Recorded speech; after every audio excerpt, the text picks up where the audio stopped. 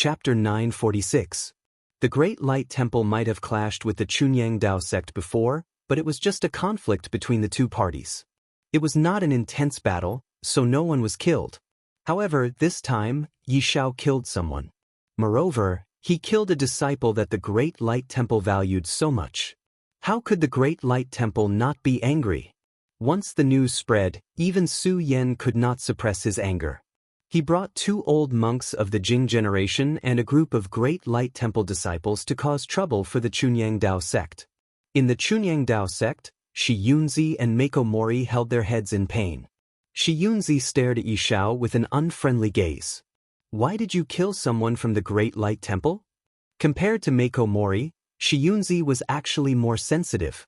Previously, he thought that Yi Shao was a chivalrous person, but now, it seemed that he was extraordinarily ruthless when he attacked. Was there such a chivalrous person? Yi Zhao's heart skipped a beat. He also knew that he had acted too hastily this time. Actually, his original plan was not like this. Chu Xiu only asked him to stir up the enmity between the Great Light Temple and the Chunyang Dao sect. He did not give Yi Shao a time limit. Therefore, Yi Zhao's original plan was to intensify the conflict between the other party bit by bit. He killed Yan Guang previously because the other party was protected too clearly, so it was a little conspicuous. However, who would have thought that the Great Light Temple would value that guy so much? Killing him caused the Great Light Temple to go crazy. Therefore, if he did not explain well this time, it would be a little dangerous. Although he was anxious, on the surface, Yi Shao put on a righteous look and said, "Killing the enemy means killing. Previously, you taught me that since I have joined a sect, I should put the interests of the sect first. Since we are enemies with the Great Light Temple, why can't I kill them? I don't understand the twists and turns between the big sects, but now, it seems that I have killed someone, so there seems to be trouble. I'll take responsibility for my own actions. If those monks come looking for trouble, I'll fight it out with them."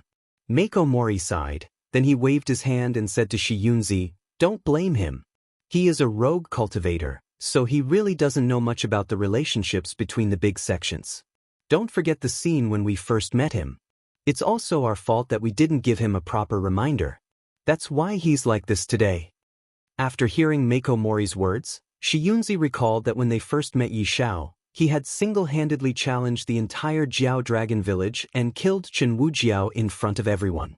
Moreover, when they tried to recruit him into the Chunyang Dao sect, he was still holding Chen Wujiao's head.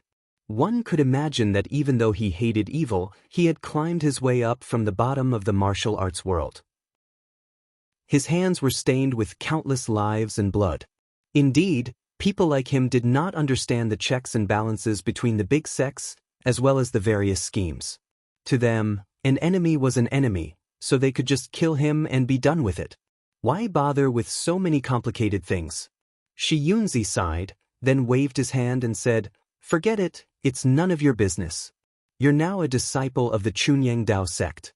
The Chunyang Dao sect will never throw a disciple out to be the scapegoat no matter what. We'll deal with whatever comes our way. At most, we'll just fight with those monks. You can leave now." After letting Yi Shao leave, Shi Yunzi said to Mako Mori, "Uncle Master, do you think those monks will really do it?" Mako Mori shook his head and said, "Who knows? If the Great Light Temple had sent another martial institution, perhaps there would have been room for discussion. However, the Great Light Temple just had to send the Vajra school this time, so it's a little tricky. Those fellows from the Vajra school are very hot-tempered. Now that someone has died, even if they say they don't want to do anything, I'm afraid they won't be able to stop their subordinates." Shi Yunzi scratched his head and said, "I'm not afraid of them doing anything, but I'm afraid that those fellows from the Great Light Temple will do it for real and let Chu Xiu watch the show." Mako Mori also sighed and said, "After all, it was us who killed someone. This matter will depend on the Great Light Temple's attitude." At the moment in the Great Light Temple, Mako Mori had a deep understanding of the Great Light Temple. Shi Yunzi could maintain his rationality, but it did not mean that others could. The Chunyang Dao sect was the first to kill their disciple. If there was no explanation for this, no one would be able to tolerate it. Therefore, even if Shi Yunzi wanted to investigate the matter thoroughly before taking action, He had no choice but to be dragged into trouble with the Chunyang Dao sect. Shi Yunzi called back all the people who were searching for the disciple outside. The Vajra school gathered together and went to the Chunyang Dao sect's northern Yen branch to cause trouble for them. As the Chunyang Dao sect was personally called over by Xiang Long, the northern Yen branch was also prepared by Xiang Long. It was at the east side of the city, and everything around it had been emptied and given to the Chunyang Dao sect. At the moment, the group of Great Light Temple's disciples had already surrounded the Chunyang Dao sect's branch. Shi Yunzi walked out with a smile and said, "I say, everyone, who are you trying to scare by making such a big fuss? Can't you just talk things out nicely?" Shi Yunzi said expressionlessly, "Of course we can talk things out nicely. Chu Xiu is right about one thing. A life for a life, and a debt must be repaid. Hand over the person who killed the Great Light Temple's disciple, and we'll settle this." Shi Yunzi raised his brows slightly. They would not even hand over an ordinary Chunyang Dao sect disciple, let alone a disciple like Yi Shao, whom they valued greatly. If they were to hand over the person, it would disappoint the disciples. For a large sect like the Chunyang Dao sect, it was fine for them to be stubborn, but it was impossible for them to admit defeat. Shi Yunzi shook his head and sighed. "Master Shi Yunzi, this is where you're wrong. You must know that monks are compassionate. Don't you Buddhist sects emphasize on repenting and becoming a Buddha? Now that this disciple of our Chunyang Dao sect has decided to repent, can't we just let this matter go?" Shi Yunzi remained expressionless as he said, "Repenting? Fine, send him to the Great Light Temple. We'll help him transcend his murderous intent and help him become a Buddha." Shi Yunzi frowned and said, "Is there really no way to discuss this?" Shi Yunzi said coldly, "Do it." As soon as he said that, the group of Great Light Temple's disciples charged toward the Chunyang Dao sect. This time, the Chunyang Dao sect had really infuriated them. After all, although Chu Xiu had also killed someone previously, the person he killed was not an official disciple of the Great Light Temple. Although Buddha said that all living beings were equal, it was clear that regardless of whether it was Shi Yunzi or the other people from the Great Light Temple, their cultivation had not reached the level where all living beings were equal. Therefore, it was a completely different concept for outsiders to be killed and their own people to be killed. Shi Yunzi was helpless and could only let the people from the Chunyang Dao sect take action and resist together. In terms of numbers, the Chunyang Dao sect's side was at a disadvantage. Fortunately, the people that the Chunyang Dao sect had brought were not weak either. Mako Mori single-handedly held off the 2 Jing cohort monks from the Great Light Temple. Meanwhile, Shi Yunzi relied on the pure Yang divine weapon in his hands to fight against Shi Yunzi. He did not have to worry about being defeated for the time being. However, the other warriors from the Chunyang Dao sect were not so optimistic. They had fewer people to begin with, and their abilities did not exceed the warriors from the Great Light Temple by too much. Therefore, they were suppressed right away. At that moment, Yi Shao was in the branch, and some of the other newly accepted disciples from the Chunyang Dao sect were also there. With their abilities, they would be sending themselves to their deaths if they went out. At that moment, Yi Zhao's eyes narrowed, and he was about to go out with his sword. Taoist Xian Yi, who was in charge of protecting them, quickly said, "Ancestor, what are you going to do now?" Previously, when Yi Shao killed someone because he was the one leading the team, he was considered to have not been able to supervise him. However, he was scolded by Shi Yunzi, and after that, he was scolded by Mako Mori. He was very depressed. Yi Shao pointed outside and said, "The other brothers are still fighting hard outside, and you want me to drag out an ignoble existence here?" Taoist Xian Yi said helplessly, "But with your current abilities, it's useless even if you go out." Yi Shao shook his head and said, "They're useless, but I'm useful. Senior, since I've joined the Chunyang Dao sect, that means I'm a member of the Chunyang Dao sect. Looking at the others fighting with their lives on the outside, but I turn a blind eye here. I'm sorry, I can't do that. Can you do that, Senior?" Taoist Xian Yi gritted his teeth and said, "Of course, I can't do that either." Yi Shao waved his hand. "If that's the case, then let's fight our way out together.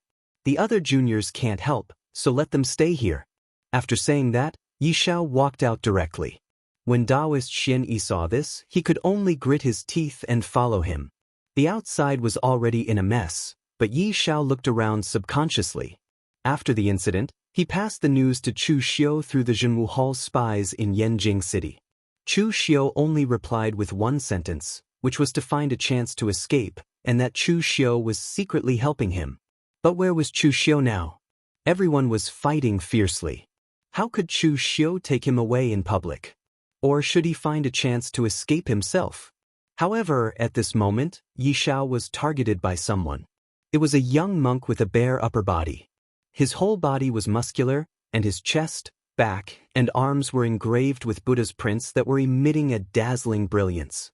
After seeing Yi Xiao, the monk immediately recognized that Yi Xiao was the person who killed Yan Guang.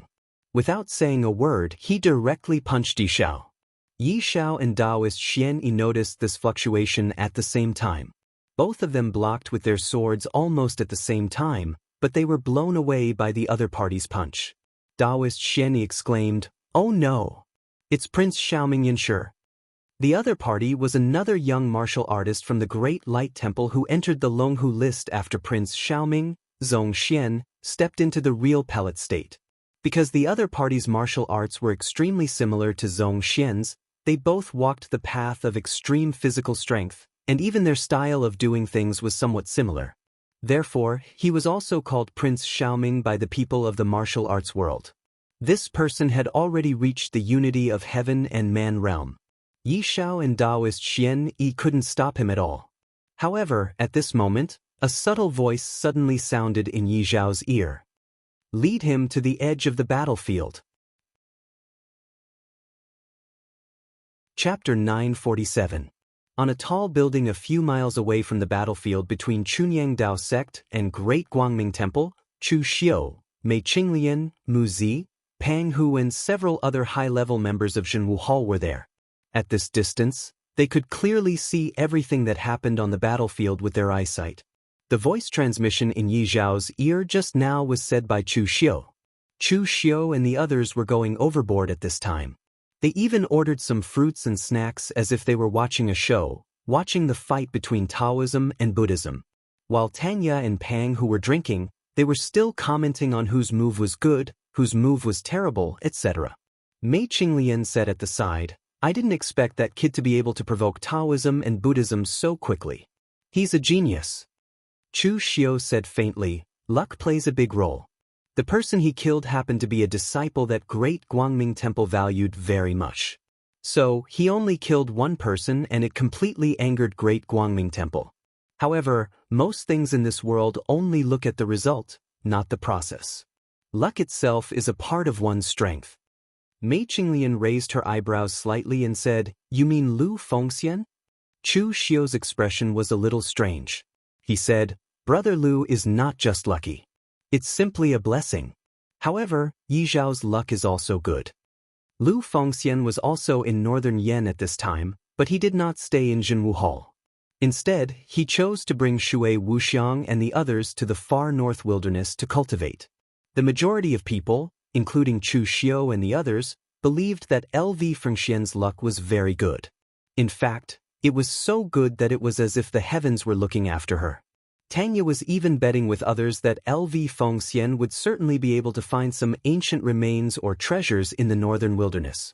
However, if Lu Fengxian really relied on luck, he would not have been able to cultivate to his current level, and he would not have the combat power he had now. In fact, when it came to cultivation, Lu Fengxian was no worse than anyone else. Mei Qinglian shook her head and said, "If you say that LV Fengxian's luck is good, I can believe it, but I don't see how Yi Xiao's luck is good. If his luck was good, why would he be sent by you to carry out such a dangerous mission?" Chu Xiu said indifferently, "Meeting me back then was the greatest fortune in his life." Mei Qinglian was speechless as she watched Chu Xiu acting cool. But thinking about it carefully, what Chu Xiu said seemed to be right. If Yi Xiao had not met Chu Xiu, he would have been bullied and humiliated in the Yi family. It was because he accidentally obtained the blood soul pearl that Chu Xiu's remnant soul was placed in that he was able to turn things around. Although Chu Xiu was not very reliable, at the very least, he had turned Yi Xiao's life upside down.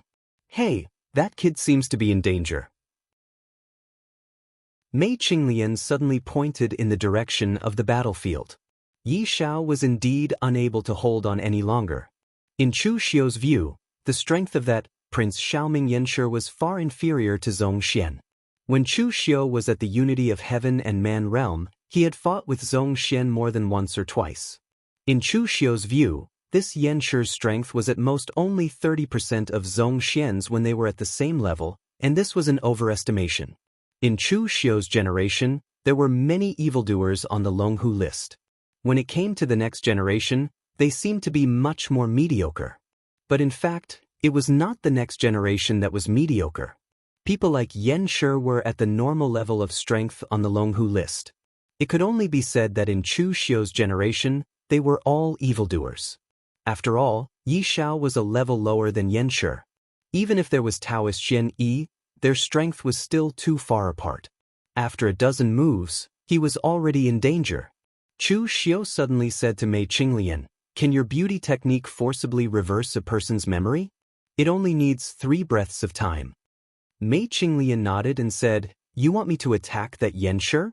With his strength, even if he practiced Buddhist martial arts, it would be easy. But the problem is, as long as I get close, I will definitely be noticed by that old Taoist Meiko Mori and the old monk of the great Guangming temple. At that time, once they know Yi Xiao's identity, they will immediately understand everything. Then, they will directly turn their spears and join forces to deal with you." Chu Xiu shook his head and said, "There's no need to get close. Just make your move here." Mei Qinglian widened her eyes and said, "Who do you think I am? I'm not a god. This is a distance of several miles. You want me to use the beauty technique to influence a person from several miles away? I can't even extend my spiritual power that far, let alone the great chick technique." Chu Xiu pointed to himself and said, "What if you include me? Don't forget, I have also practiced the secret spiritual technique." Mei Qinglian hesitated and said, "Then try it. I can't be too sure. Give me your hand and only transfer the purest spiritual energy to me. Don't add any auxiliary power. You are stronger than me. The impact of spiritual energy is not a good feeling. If you hurt me, I will not let you off." Chu Xiu reached out and held Mei Qinglian's white and tender hand. This scene made Mu Zi very unhappy. She secretly stared at Mei Qinglian. How infuriating! But at this time, she was also helpless. She had not practiced the primordial spirit secret technique, so she could not help young Master Chu. An extremely pure spiritual force was transmitted into Mei Qinglian's body. Even if it was a martial skill or aura qi, its power would be greatly reduced at this distance. Not to mention the extremely powerful spiritual force, but at the same time, it was also a very fragile existence. But fortunately, Chu Xiu's spiritual energy was really strong enough to allow Mei Qinglian's spiritual energy to extend to the edge of the battlefield. At this time, Yi Xiao could not hold on any longer. Even the long sword in his hand was shattered by Yan Shi's punch. At this time, Mei Qinglian's voice suddenly sounded in Yi Xiao's ear. "Start running now. You only have 3 types of time. Within 3 breaths, you have to disappear from the sight of these 2 people." Yi Xiao was stunned. But at the next moment, Yan Shi and Taoist Xian Yi were stunned. A trace of light flashed in their eyes. Yi Xiao could tell that this was Mei Qinglian's voice. At this time, he could not care about anything else.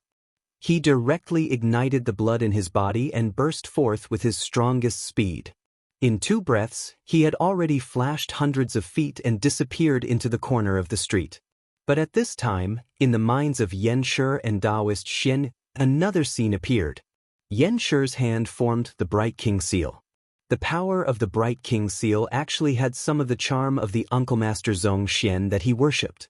When the seal landed, it actually blasted Yi Xiao into a cloud of blood mist. Taoist Xian Yi's mouth was wide open. His face was filled with disbelief. When the 3 breaths time was up, Chu Xiu and Mei Qinglian could not hold on any longer. They immediately retracted their spiritual power. Both of their faces were pale and they panted at the same time. These 3 breaths worth of illusions did not allow Yan Shi and Taoist Xian Yi to notice anything wrong. Yan Shi only looked at his own hands in surprise. When did his bright king seal improve so much? While Yan Shi was stunned, Taoist Xian Yi took the opportunity to run. He ran to the center of the battlefield and shouted, "Uncle Master! Yi Shao has been killed by Yan Shi from the Temple of Great Light." Shi Yunzi and Mako Mori were stunned. Mako Mori trembled and said, "Isn't Yi Shao staying in the branch? How did he die at Yan Shi's hands?" Taoist Xian Yi shrunk his neck and said, "It was junior brother Yi Shao who insisted on coming out to fight to the death. He said that his senior and junior brothers were all fighting to the death outside, and he could not live in peace inside. In the end, the moment we came out, we were targeted by Yan Shi from the Temple of Great Light. At this time, Yan Shi also returned to where Su Yan and the others were. He said in a low voice, 'I've already killed the murderer who killed junior brother Yan Guang.' With Yan Shi's confirmation, this matter was already settled.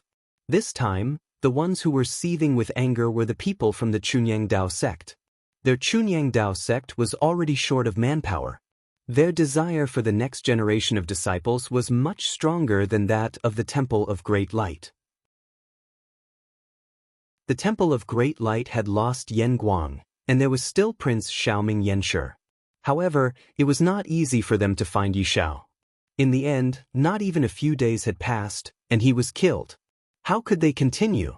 Just now, it was the Temple of Great Light who wanted to find trouble with the Chunyang Dao sect. However, this time, it was the Chunyang Dao sect who charged at the Temple of Great Light relentlessly. That crazy drive did not have the slightest bit of the elegance and naturalness of the Taoists. When Chu Xiu, who was watching the battle from a distant building, saw this scene, he could not help but shake his head and said, "Tsk, this bunch of Taoists are quite agitated when they go crazy. They are even more brutal than when they attacked me last time. Luckily, I was far away this time, or else I would have been covered in blood." Chu Xiu was still making sarcastic remarks here. At this time, Yi Shao had already walked up the stairs with a pale face. He bowed to Chu Xiu and said, "Master, I'm lucky that I didn't disappoint you." Chu Xiu nodded and said, "This time, you completed your task well. It should be said that you are quite surprised. You even completed it better than I imagined. The 3 positions that I promised you before, now you can choose at will." Yi Shao did not even think about it and said directly, "I am willing to stay in the Jianghu Hall." In fact, Yi Shao had already thought about these 3 positions very clearly before. The Guanzhong torture room was a place of defense.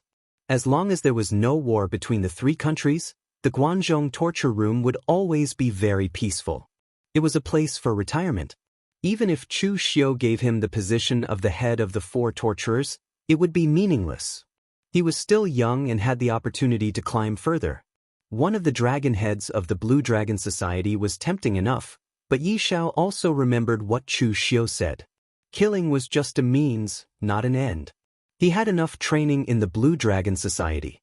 After learning how to kill, he did not want to continue to stay in the Blue Dragon Society. Therefore, the most attractive position for him was the Jianghu Hall. The Jianghu Hall could be said to be a force that Chu Xiu had truly created. Similarly, Chu Xiu also had many strong people under him.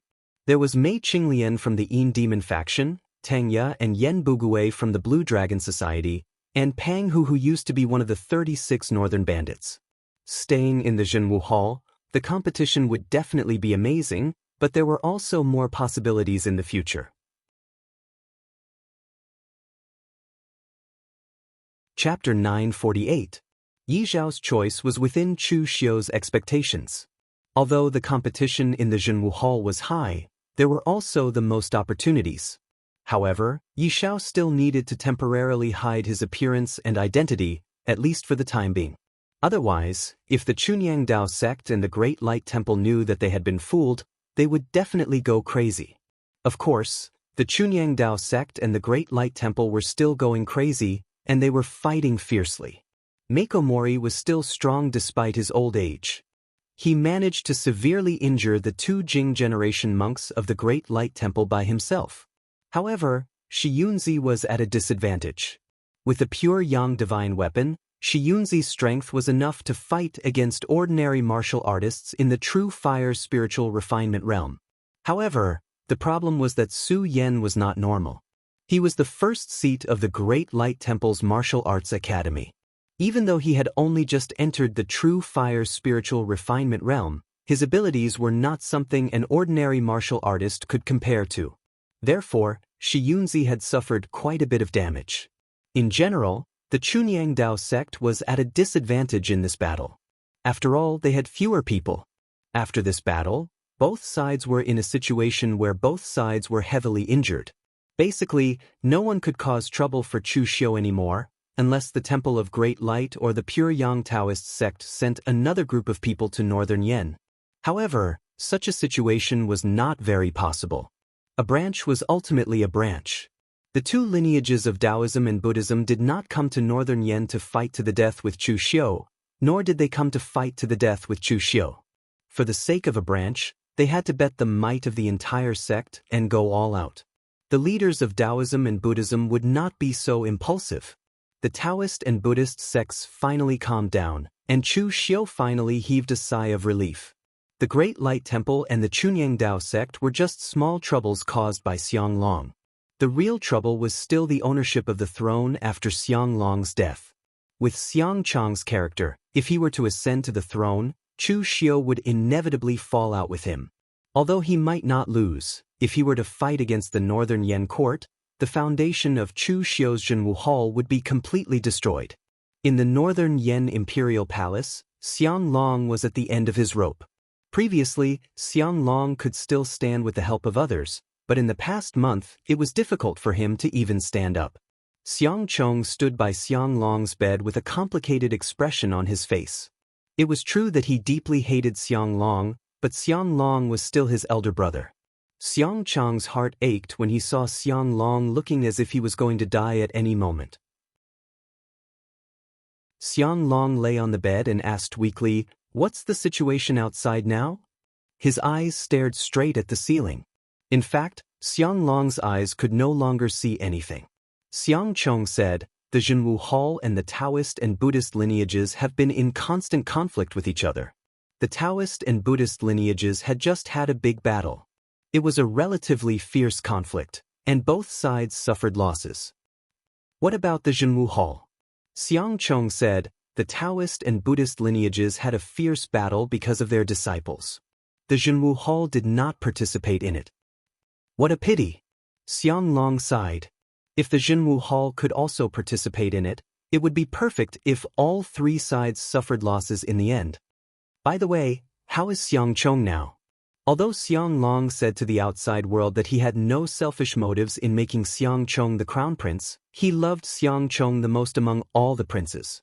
If it were not for Xiang Chong's age, he would have become the crown prince long ago. Therefore, even if Xiang Long could not hold on any longer, he still wanted to protect his chosen successor one last time. Xiang Chong hesitated for a moment and said, "He's fine. The power under his command has now far surpassed Xiang Li. It's just that his desire for power is too strong, and he likes to use Jianghu people." Xiang Chong had already beautified Xiang Chong's actions countless times before saying this. Looking at Xiang Long's state, it was obvious that he would not live for long. Asking Xiang Long to replace the crown prince at this time was not a good thing for the northern Yen. It could easily cause unrest in the northern Yen court. Moreover, looking at Xiang Long's state, Xiang Chong could not bear to say too many bad things about Xiang Chong. Therefore, when Xiang Long heard this, he only smiled weakly and said, "Desire for power. A person without a strong desire for power cannot become an emperor. As for using Jianghu people, this is not a bad thing. Didn't I also use Jianghu people? The Jianghu and the court are not clear. Instead of rejecting and suppressing them, it is better to make use of them. Chong is still too young and may not be able to do well in some areas. Therefore, he still needs the elders of the northern Yen royal family to help him." Xiang Chong nodded with a slightly dark expression. He was too embarrassed to tell Xiang Chong that he could not control his son. Last time, he had gone to teach him a lesson, but Xiang Chong had turned a deaf ear to it, clearly not taking it to heart. At this time, Xiang Chong was indeed a little too full of himself. With so many experts under his command, he did not think that he needed the help of these so-called elders like Xiang Chong. Why did they not come to help him when he was not the crown prince? In contrast to Xiang Chong's arrogance, his subordinate Lin Fengyu was very anxious. The stronger Xiang Chong's subordinates were, the more anxious he became. This was because Taoist Wuyang had brought these powers to Xiang Chong, and he was being valued less and less. Previously, Lin Fengyu and Taoist Wuyang had been regarded as the crown prince's right-hand man. But now, the gap between the two was becoming more and more obvious. Even outsiders could see this. After all, Taoist Wuyang was the one who had brought so many experts to Xiang Chong's side. He had also helped Xiang Chong solve quite a few troublesome problems. As for Lin Fengyu, besides a woman who lived off women, what else did he have? He was simply a good-for-nothing. This situation made Lin Fengyu, who had always been motivated to follow Xiang Chong to achieve great things and become a minister, very anxious. Seeing Lin Fengyu's appearance, Li Jiaodi could not help but say in a gentle voice, "Yulong, don't worry about these things. You're just a dog of the imperial court. Don't be one. Follow me back to the Hidden Devil clan. At worst, I'll personally beg Wei Shuya, Qin Chaoxian, and the others to let you establish a sect in the Hidden Devil clan. When the time comes, wouldn't it be great to be the sect master yourself?" If other members of the Hidden Devil clan saw Li Jiaodi's appearance, their eyeballs would definitely pop out of their sockets. Among the Hidden Devil clan, Li Jiaodi was definitely the most dislikable one. For example, Yuan Tianfang, who had been killed by Chu Xiu, was also extreme and dislikable. But at least in a situation where there was no conflict of interest, Yuan Tianfang would not provoke others. But Li Jiaodi was famous for her sharp and unkind words. Even if it was a normal conversation, she could cause a bellyful of anger. But everyone knew her character. It was not worth it to be serious with her. But if you endured it, you would still be angry in your heart. So in this way, not many people were willing to deal with her. No one had seen such a gentle way of speaking from Li Jiaodi. It was enough to show how great the power of love was. Lin Fengyu said somewhat impatiently, "What do you know? Those who are below 1 and above tens of thousands are not the dogs of the imperial court, but the nobles. If I go to the Hidden Devil clan as a local rat, I might be targeted and annihilated by those righteous sections. I won't go." After saying that, Lin Fengyu also felt that his words were a bit harsh. He quickly changed his tone and said, "I didn't mean that. It's just that I've been with His Highness for so many years. In the end, when His Highness is about to ascend the throne, I'm going to be kicked out. I'm unwilling." At this point, Lin Fengyu suddenly raised his head and said, "Say, if I help His Highness seize a part of the power of the Jianghu Hall, will His Highness be happy? I've heard His Highness scolding Chu Xiu for not knowing how to appreciate favors." Lin Fengyu did not do this on a whim. He relied on his own scheming to deduce this. The existence of the Jianghu Hall was first feared by Xiang Long. Then, Chu Xiu rejected Xiang Chong's recruitment. This Chu Xiu had clearly parted ways with the Xiang royal family. Of course, he did not have the ability to destroy the Jianghu Hall, nor did he dare to think about it. But it was still possible to take advantage of the battle between the Taoist, Buddhist, and demon branches to take advantage of the Jianghu Hall. The main thing was to gain Xiang Chong's favor. Li Jiaodi's expression changed slightly. She said in a slightly serious tone, "Yulong, if you go and provoke others, I can help you block them. But don't provoke Chu Xiu." Li Jiaodi had been in Jianghu for a long time. Most of the time, she was a big shot in the Yinma branch. She was treated respectfully by many of the younger disciples of the Yinma branch. Therefore, Li Jiaodi was very arrogant and fearless.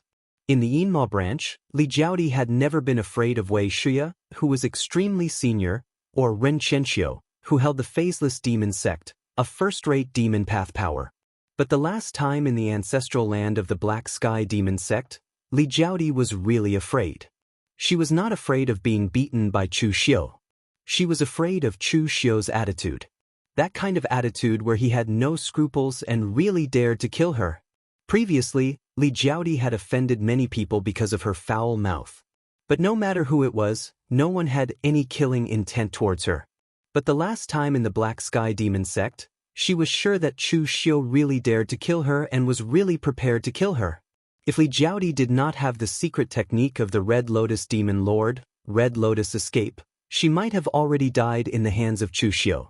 Therefore, in Li Jiaodi's view, Chu Xiu was an out-and-out madman. He did not care what status you had or what scruples you had. He would directly kill you first. Facing such a person, you either had to kill him or not provoke him. It could be said that if it was not because of Lin Fengyu, the power of love was too great. Li Jiaodi did not want to appear in front of Chu Xiu again in this life. Hearing Li Jiaodi's words, a strange look flashed in Lin Fengyu's eyes. He nodded and said, "Don't worry, I know the severity of the matter. I will not easily provoke that guy Chu Xiu." Li Jiaodi nodded with a peace of mind. Unfortunately, she did not know that a man's promise was often the most unreliable. She had suffered losses when she was young, but now she still did not learn from it. Chapter 949. As a devil in the eyes of most people in Jianghu, in their eyes, Chu Xiu must have raped, looted, killed, and enjoyed bloodthirsty killing. In fact, with Chu Xiu's current status, even if he really wanted to rape and loot, he had a large group of people to do it for him.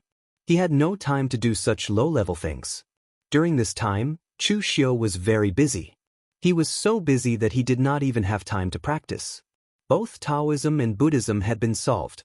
Chu Xiu was also seizing the time to make arrangements. The strength of all parties must be adjusted to perfection without any flaws. There was only one chance.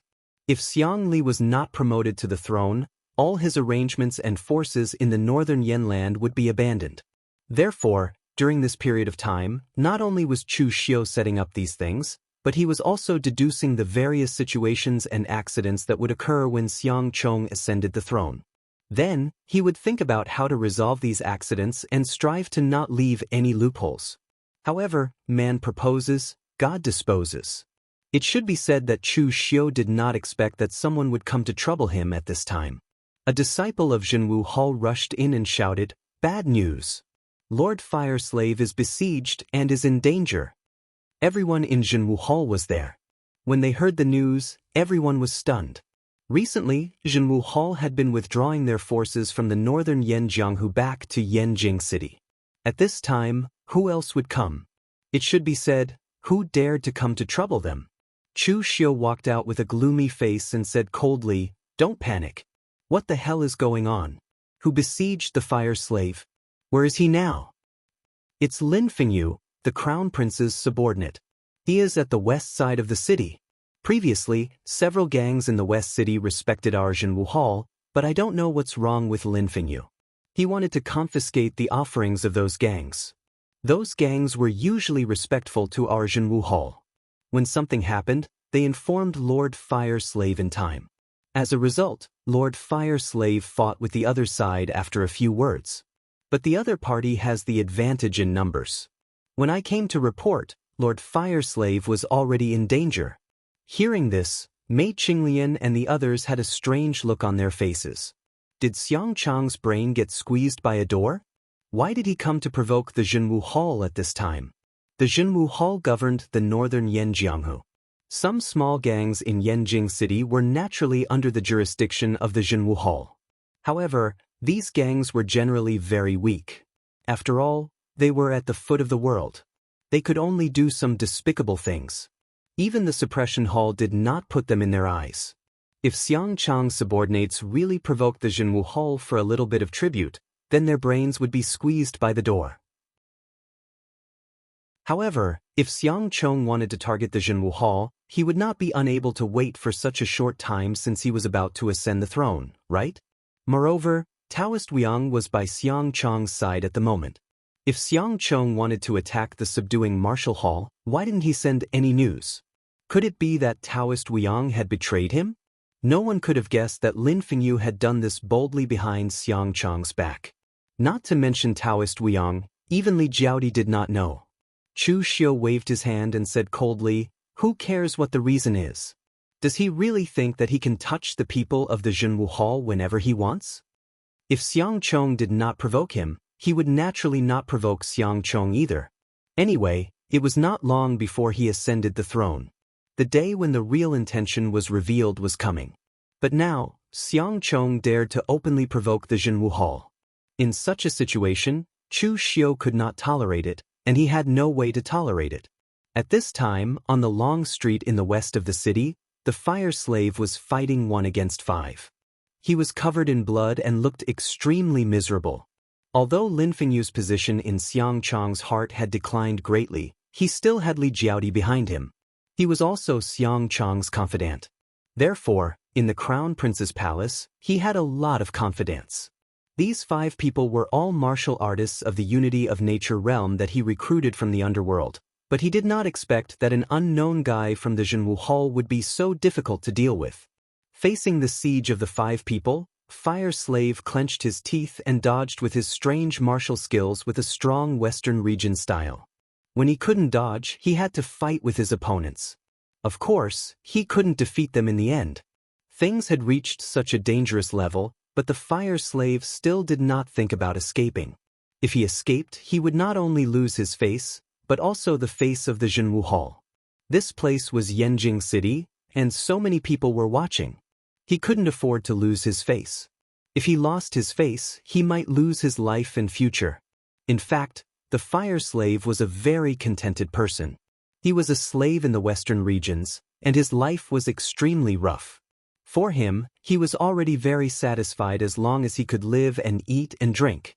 So even if Yan Bugui and Tang Ye, who were his colleagues in the past, had stepped into the real pellet state, and they had become the confidants of official Chu, he had nothing to be jealous of. But no matter how contented he was reluctant to give up everything he had now.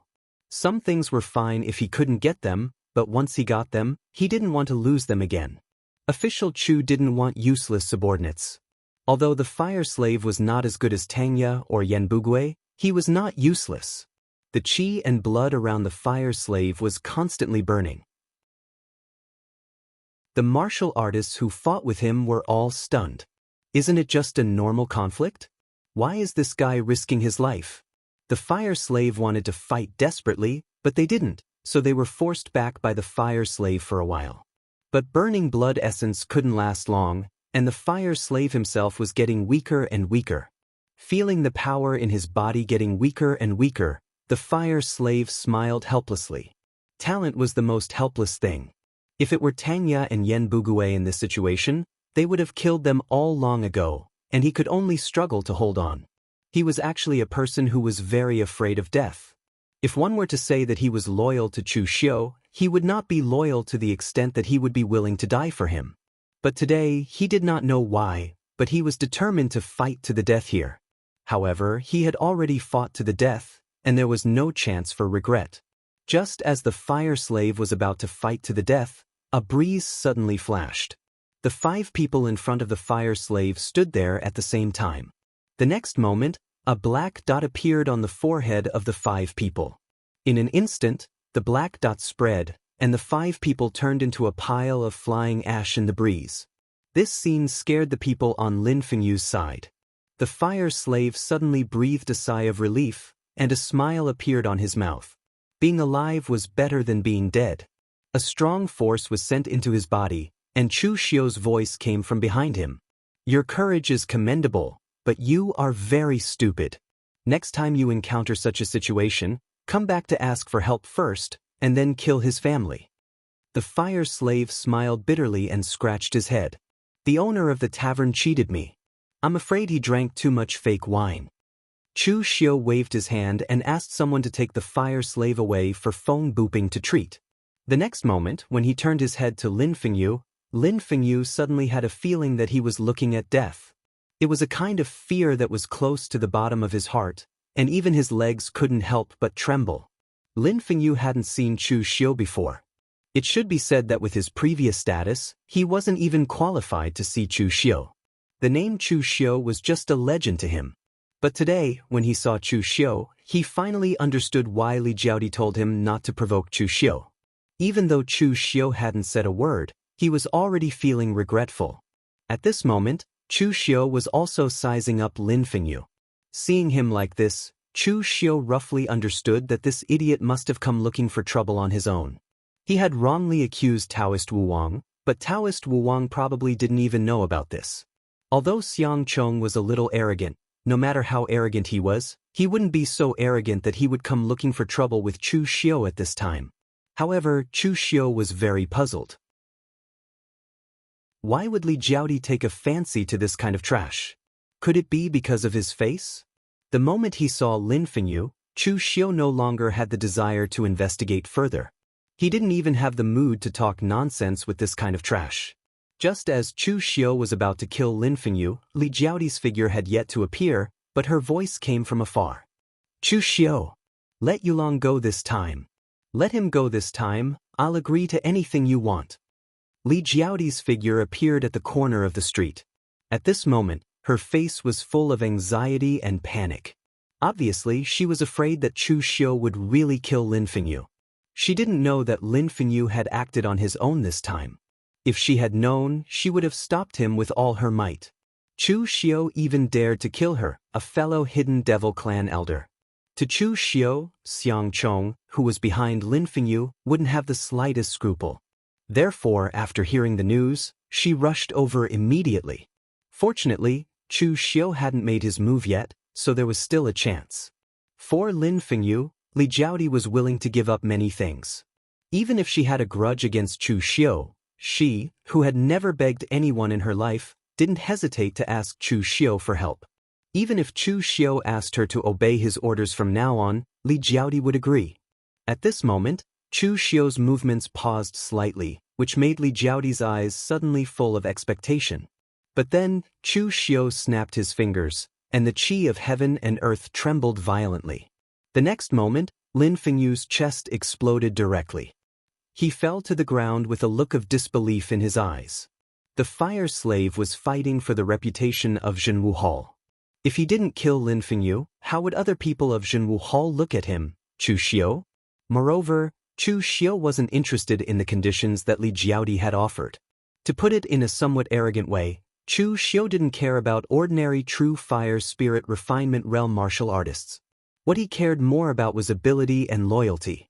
Even if Li Jiaodi was willing to surrender to Chu Xiu at this time, Chu Xiu didn't want to use her. Chapter 950. Li Jiaodi had already descended into madness after witnessing the man she loved being killed right in front of her eyes.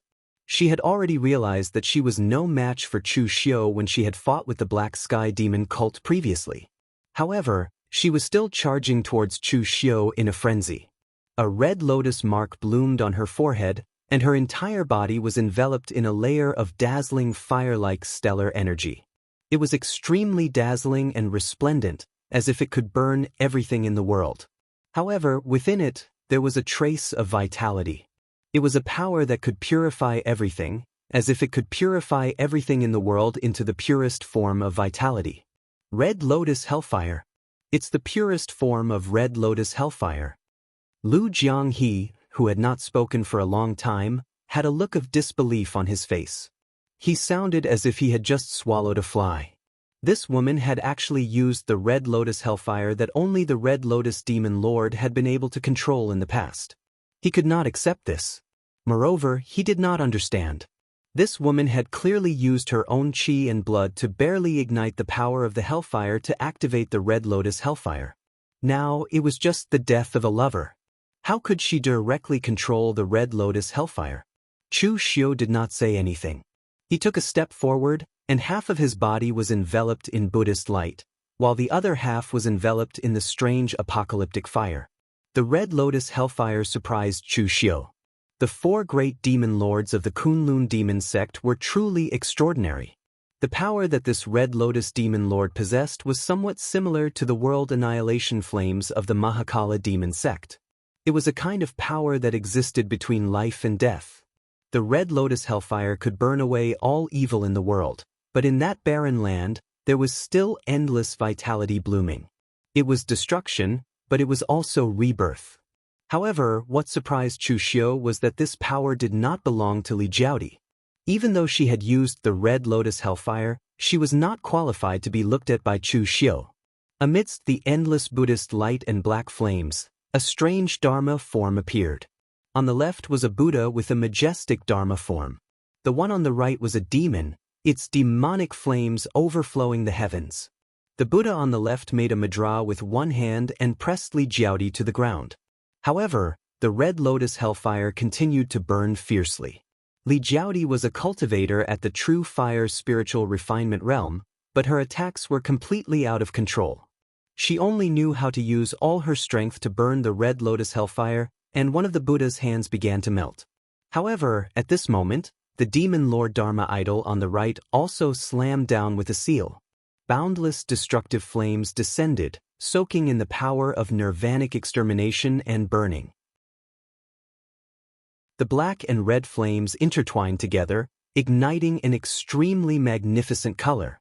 That was the color of death.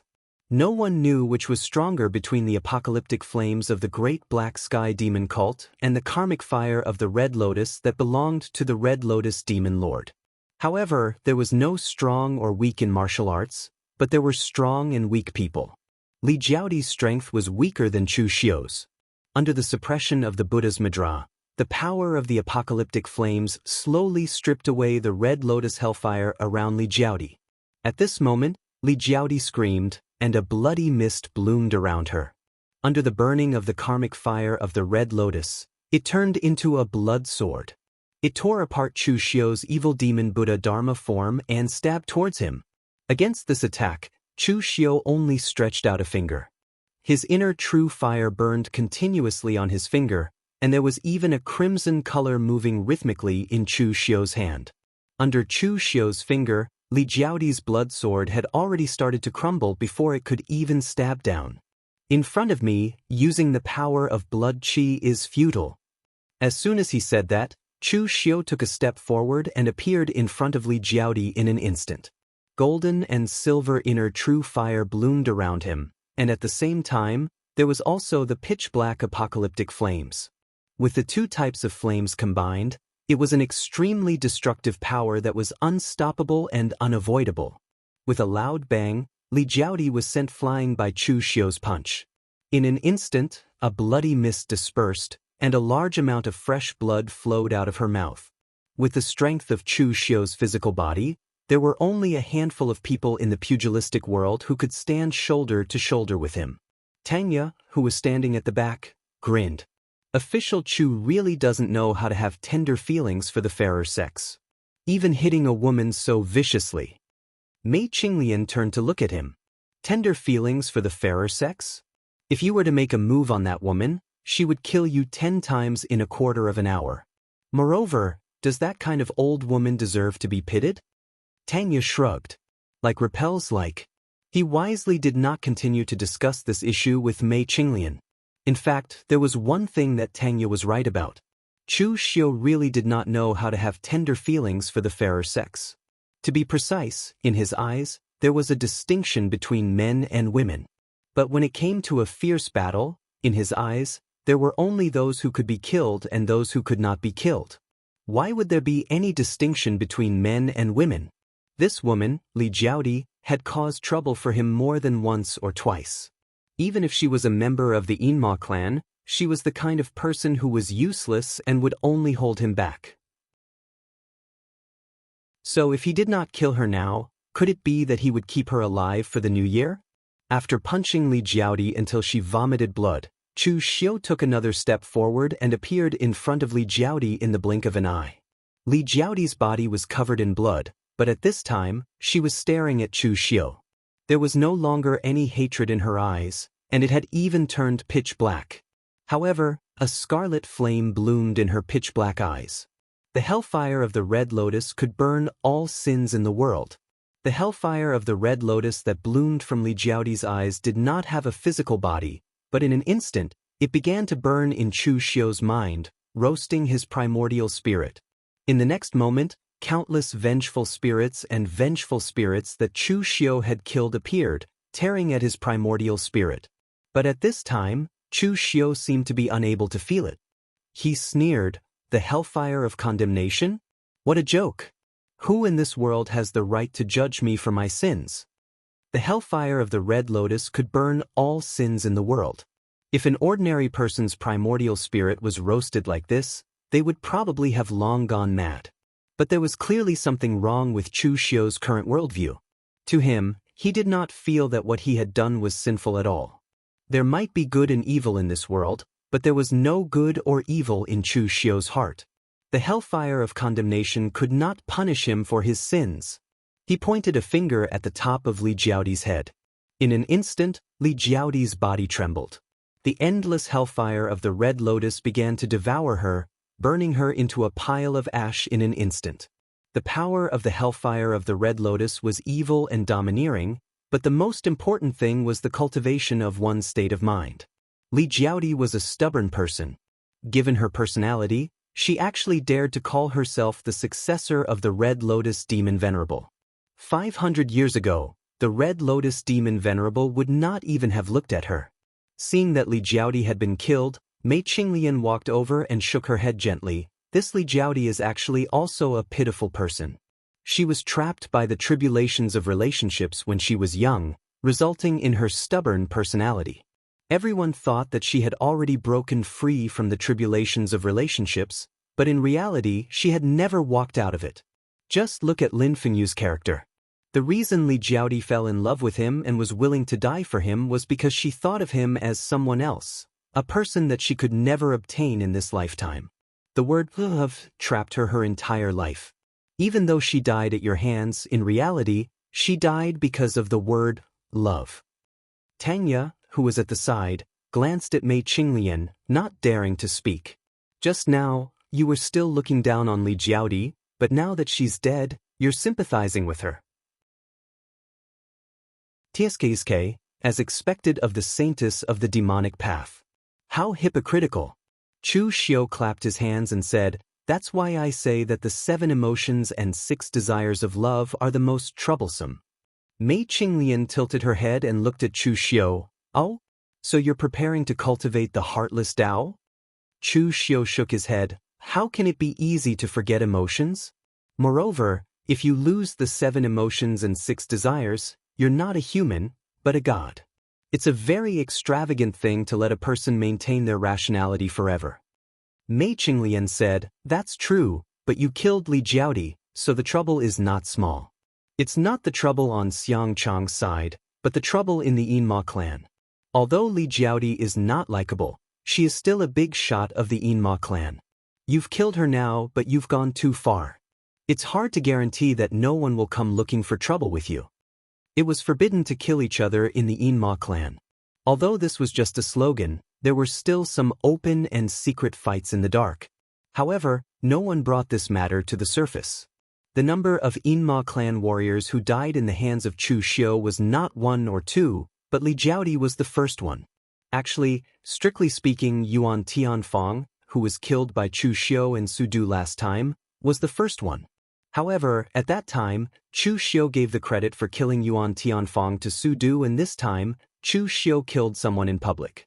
Even if he wanted to frame him, he didn't have the chance. Chu Xiu waved his hand indifferently and said, "Looking for trouble with me? I want to see who dares to look for trouble with me today." Chu Xiu was not arrogant and ignorant, but he had enough confidence. Among the Yinma clan, Wei Shia and the Phaseless Demon sect were definitely people who could stand on his side. Even if they were dissatisfied with Qin Chaoxian's Scarlet Drill Demon sect and some rogue cultivators, would they dare to take the risk of falling out with Chu Xiu to look for trouble with him? As for those who didn't like Chu Xiu didn't need to care about them. It was fine if they didn't come, but if they did, he would kill them together. Now, it was no longer the time for Chu Xiu to need the Yinma clan. It should be said that the Yinma clan needed him, Chu Xiu. Those who were willing to cooperate with him and help him were seniors worthy of respect. Chu Xiu was also willing to give them face. But for those who couldn't see the situation clearly, who cared who they were? Just as Chu Xiu finished killing and was about to let people clean up the place, Xiang Chong also received the news and hurried over with Taoist Wu Wang and the others. Although he had many experts under him, Lin Fengyu was still his confidant. Li Jiaodi was also a genuine true fire spirit refinement realm expert, so he couldn't ignore her. Chapter 951. In fact, Xiang Chong was not late. He came just in time. If he had come earlier, he would have been in time for Chu Xiu to kill Li Jiaodi. Maybe he would have been involved in the battle. However, looking at Lin Fengyu's corpse on the ground and Li Jiaodi, whose body was nowhere to be seen, Xiang Chong was dumbfounded. After he reacted, he roared at Chu Xiu, "Chu Xiu! How dare you?" Chu Xiu said faintly, "I have always been bold. I wonder which part of me are you referring to, Your Highness?" Xiang Chong pointed at Chu Xiu and roared angrily while trembling, "How dare you kill Li Jiaodi?" Chu Xiu stood with his hands behind his back and asked very naturally, "Why wouldn't I dare?" Chu Xiu's bold words directly stunned Xiang Chong. Why wouldn't he dare? Could it be that he, Chu Xiu, had done any less audacious things? However, the problem was that Li Jiaodi and Lin Fengyu were his subordinates. Even if Xiang Chong was an idiot, he knew that his subordinates were killed. If he did not care, where would his prestige be?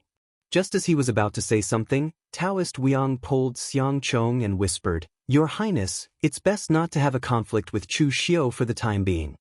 Xiang Chong looked at Taoist Wiang in confusion. "My subordinates were killed by Chu Xiu and my face was almost swollen.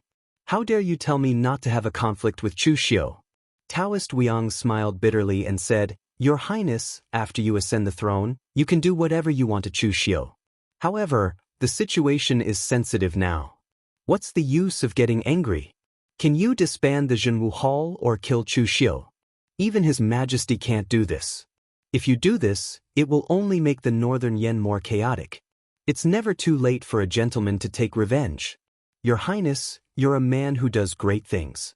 Could it be that you can't endure this little bit of time?" Xiang Chong was already relying on Taoist Wiang. In his opinion, Taoist Wiang was a steady and experienced man. What he said was indeed reasonable. Xiang Chong turned to Chu Xiu and said coldly, "Official Chu, do not forget that this is Northern Yen territory. You may be a man of Jianghu, but you are also the governor of the Northern Yen Jianghu clan. You are a subject of the Northern Yen. There are some rules that you have to follow." After saying that, Xiang Chong left hatefully with his men. Only Taoist Wiang glanced at Chu Xiu before he left. There was a different look in his eyes.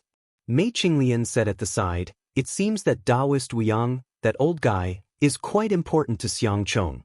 Chu Xiu said faintly, "Taoist Wiang is considered a veteran in Jianghu. If he can't even deal with Xiang Chong, then he is too useless. Alright, go back. Tell your men to withdraw their forces and return to the Jianghu Hall. Don't fight head-on against some insignificant provocations. It's not too late to settle the score in the future." Chu Xiu hadn't expected this to happen. Lin Fengyu was an idiot, so Chu Xiu wouldn't be surprised if he did something stupid. However, it was strange that the fire slave, who was usually a shrewd guy, had actually lost his mind and stayed here to fight to the death with them. Of course, this was a good thing for Chu Xiu. Although it caused some trouble, it could also let the other disciples of the Jianghu Hall feel the cohesiveness of the Jianghu Hall. Chu Xiu was preparing to reverse the situation in the Jianghu Hall at the Coronation Hall. Therefore, he kept a low profile for the rest of the time. However, the entire Yinma clan was in an uproar because of this strange matter. Chu Xiu actually killed Li Jiaodi. This matter had a huge impact on the big shots of the Yinma clan. Even Ren Qianli, who stood on the side of Chu Xiu, was speechless after hearing the news. He secretly thought that Chu Xiu was too bold. Over the years, regardless of whether it was the righteous path or the evil path, it was the biggest taboo among the taboo. Although there had never been a complete ban on fratricide, even if there was, it was done in secret. But now, Chu Xiu killed Li Jiaodi openly. What would the other people of the Yinma clan think? Not only the big shots of the Yinma clan, but even the other disciples of the Yinma clan would be affected. In their opinion, if the big shots could kill each other without any scruples, then wouldn't they also have no scruples? Therefore, as soon as this matter came out, someone immediately convened the entire Yinma clan to start a meeting. This time, they chose another place for the meeting and did not call Wei Shuya. In their opinion, the fair elder Wei had changed. He had become partial to Chu Xiu and ignored the interests of the Yinma clan. He was no longer one of them. In the dark underground stronghold, Siqi, the sect master of the ghost underworld sect, who had a conflict with Chu Xiu before, said angrily, "This is outrageous. This is outrageous. He killed his own people in public. Does Chu Xiu still care about the Yinma clan? Does he still care about the rules? There must be an explanation for this matter. Otherwise, what will become of the Yinma clan? We should just disband." Sidu Qi had offended Chu Xiu before. Now that Li Jiaodi, who had also offended Chu Xiu, was dead, Sidu Qi felt a little disappointed. Chu Xiu really dared to kill people at all costs. The others present also agreed. Even those who had been neutral before, such as the Earth Devil Cultivator, Yu Moya, and the Ghost Dragon Cave Lord, Wu Ma Hai, felt that Chu Xiu had indeed gone too far this time. It was normal for the Yinma clan to have conflicts with each other. Even they were not of one mind. But even if they were not of one mind, they were still in an alliance and had the same label on them. Even if you killed people secretly, it would be fine. But you killed people in public. How would the righteous path look at us? How would the bright demon look at us? How shameful. Only Qin Shaoxian stood up and said, "Everyone, calm down. Although Chu Xiu is usually tough, he is not that kind of crazy person. He should know what the consequences of killing Li Jiaodi are. So, is there something hidden in this?" Qin Shaoxian's Scarlet Drill Demon sect had already formed its own clan. For him, the existence of the Yinma clan or not didn't mean much. So, maintaining the stability of the Yinma clan was the most important thing. It didn't matter who Chu Xiu killed, as long as he didn't kill him. Moreover, Qin Shaoxian also hated Li Jiaodi. They had had conflicts before. Sidu Qi waved his hand and said, "Hidden story? What hidden story could make Chu Xiu kill his own people on the spot?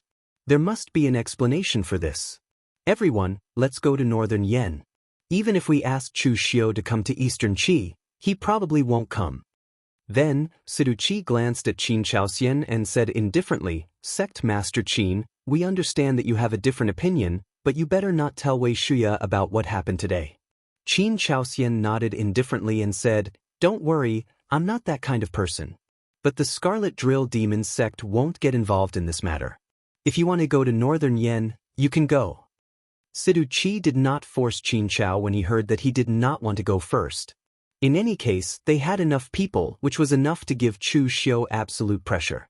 However, Qin Shaoxian looked at their backs and shook his head slightly. These people were all itinerant cultivators. Even though Sidu Qi was the sect master of the Ghost Underworld sect, there were only a few people in his sect. They didn't understand what Chu Xiu's current power represented. If they went rashly, they would only be rebuffed. He would only lower his head if he had a request. Right now, Chu Xiu did not have any requests from the Yin-Mo clan. Martial artists of the Devil Dao rarely came to the land of Northern Yen. It should be said that martial artists of the Yinma clan rarely came. Because Northern Yen had the Great Light Temple and was not as big as Eastern Qi, the diabolism cultivators who came to Northern Yen were restricted. This time, many people noticed that Sidu Qi had brought many diabolism cultivators to Northern Yen. The Taoist and Buddhist branches in Yanjing City had just finished a big battle, so they didn't have the energy to deal with it.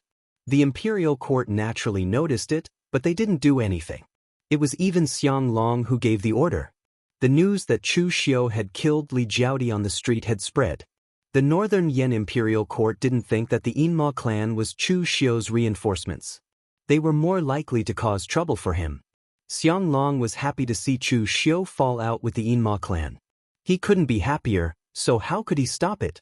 At this time, Sidu Qi and several Yinma clan leaders were in the hall of the Jianghu clan, but Chu Xiu hadn't come out yet. Chu Xiu didn't come out, so Mei Qinglian came to greet him. After all, she was the only one who had contact with the Yinma clan. Serving everyone a cup of tea, Wu Ma Hai said with a smile, "Little Mei, you seem to be doing well at Chu Xiu's place. It seems that you're going to use Chu Xiu's power to rebuild the Yinma clan?" Compared to the people present, Mei Qinglian was just a junior, so everyone could call her a little girl. Hearing this, Mei Qinglian shook her head, then nodded and said, "I do have this idea, but Senior Wu Ma, do you know how difficult it is to build a clan? I don't have the talent in this area, so I'm just waiting for an opportunity to find a few successors and let them rebuild the Yinma clan. Relying on the power of the Jianghu clan, I'll slowly develop it. When I'm strong enough, I'll be independent. Since I'm going to rebuild the clan, I'll have to be presentable. Otherwise, it'll be embarrassing to bring out a few kittens. Hearing this, Siduqi's face immediately darkened. He felt that Mei Qinglian was indirectly scolding him. A few kittens? Wasn't she talking about his ghost underworld sect? Siduqi coughed and said coldly, "When will Chu Xiu come out?" Asking us seniors to wait for him, Chu Xiu is really arrogant. Does he really think he's the leader of the devil cult?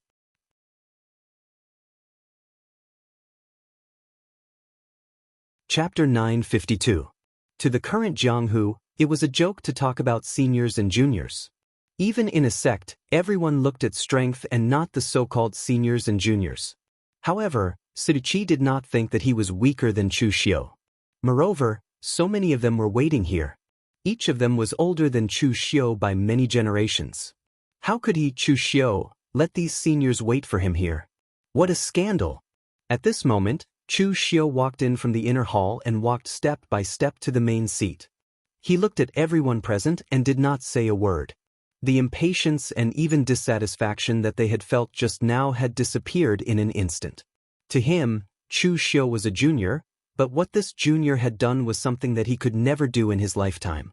At this moment, Chu Xiu was just looking at them quietly. The oppressive aura wasn't obvious, but it gave them an illusion of nervousness. They were the ones who had come to denounce him. What were they nervous about? Siduqi snorted and said, "Chu Xiu, don't you want to explain?" Chu Xiu asked indifferently, "Explain what?" "Of course, to explain why you killed Li Jiaodi. Do you know the consequences of killing your fellow disciples? Do you know the consequences? Do you think that you are a member of the Yinma lineage?" Siduqi's words were righteous. Those who did not know would think that he was a sect leader of a righteous sect and not a sect leader of the Yinma lineage. Chu Xiu sneered and said, "You want an explanation? Well, I will give you an explanation. Why did I kill Li Jiaodi? Because she deserved to die. Do you know what I want to do now? It is a great matter for a country. Among the 3 countries, Eastern Qi respects the Zhenwu sect as the national religion. Although it is vast and can accommodate the Yinma lineage, it is not a place for us to live. Although West Chu does not have a national religion, Dragon Tiger Mountain is in West Chu, and the moon-worshipping cult is also in West Chu. There is no place for my Yin Mo bloodline to take root. Only the Northern Yen, because of Xiang Long's previous methods, had prevented the Great Light Temple from touching the Northern Yen territory. If my plan succeeds this time, the Northern Yen will be under my control, and my lurking devil clan will naturally be able to develop. In the end, she, Li Jiaodi, threw herself under the command of my sworn enemy, Xiang Chong. By doing this, did she ever think that she was a senior of the Yinma branch? Have you ever thought of helping a junior like me? Jianghu was only so big, and there was nothing special about it. Everyone knew Li Jiaodi's previous whereabouts. For the sake of a gigolo, Li Jiaodi actually went against Chu Xiu.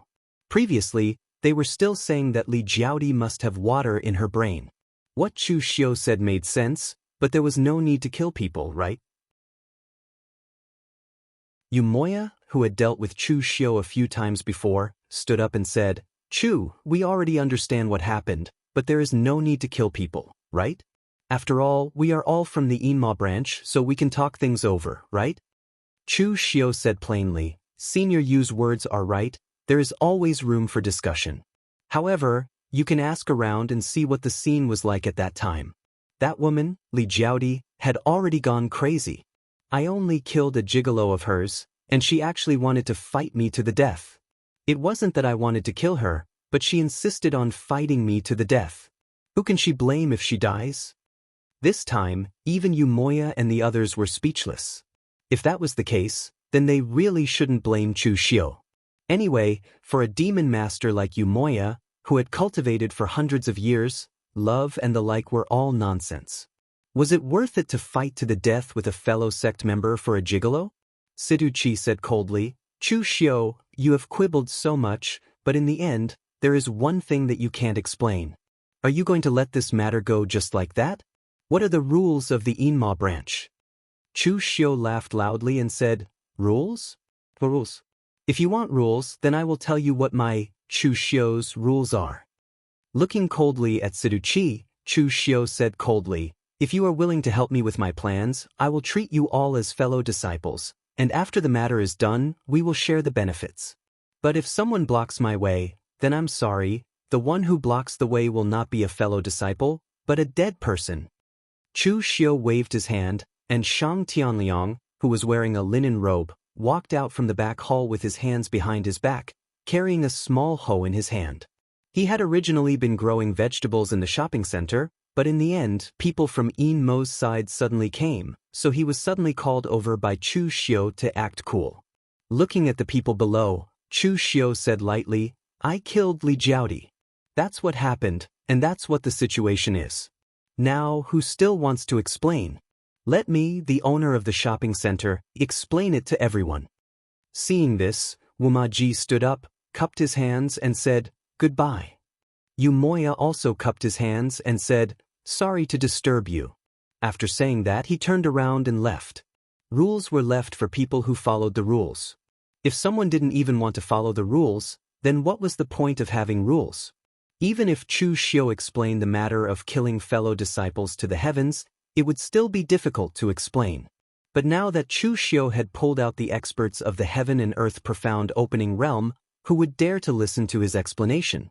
Siduchi and the others were so angry that their faces turned red, but in the end, not a single one of them said anything, and directly turned around and left. This was because they really couldn't be sure if Chu Xiu would really kill them. If they had thought that Chu Xiu would care about their status as elders of the Inma clan, but now, they could be sure that this status meant nothing to Chu Xiu. He had already killed Li Jiaodi, so he naturally wouldn't mind killing a second one. At the same time, they secretly cursed Yu Moya and the others for being too weak, for being scared away. Otherwise, with so many elders of the Inma clan threatening him, would Chu Xiu still dare to be so arrogant? After leaving Yanjing City, Siduchi found that Yu Moya and the others were still waiting there. He couldn't help but snort coldly and said, Everyone, what did we say before? Didn't we say that Chu Xiu must give us an explanation for this matter? Otherwise, where are the rules of the Inma clan? In the end, you left just like that. You're a joke for no reason. Yu Moya's face turned red, and he snorted coldly, What explanation do you want? That woman Li Jiaodi looked for trouble and was killed. What else can we do? If she didn't get close to Chu Xiu, would Chu Xiu still chase her all over the Jianghu? Moreover, he even brought out a profound Enlightenment realm expert. What do you want us to do? Do we really have to shed all pretense of cordiality? Although Chu Xiu doesn't abide by the rules, at least he's still a member of the Inma clan. Elder Wei has done him a great favor. No matter how arrogant he is, he won't openly betray the Inma clan. If we don't shed all pretense of cordiality, then we're still on the same side. If we shed all pretense of cordiality, then we'll be laughed at by everyone in the Jianghu. Siduchi was speechless by Yu Moya.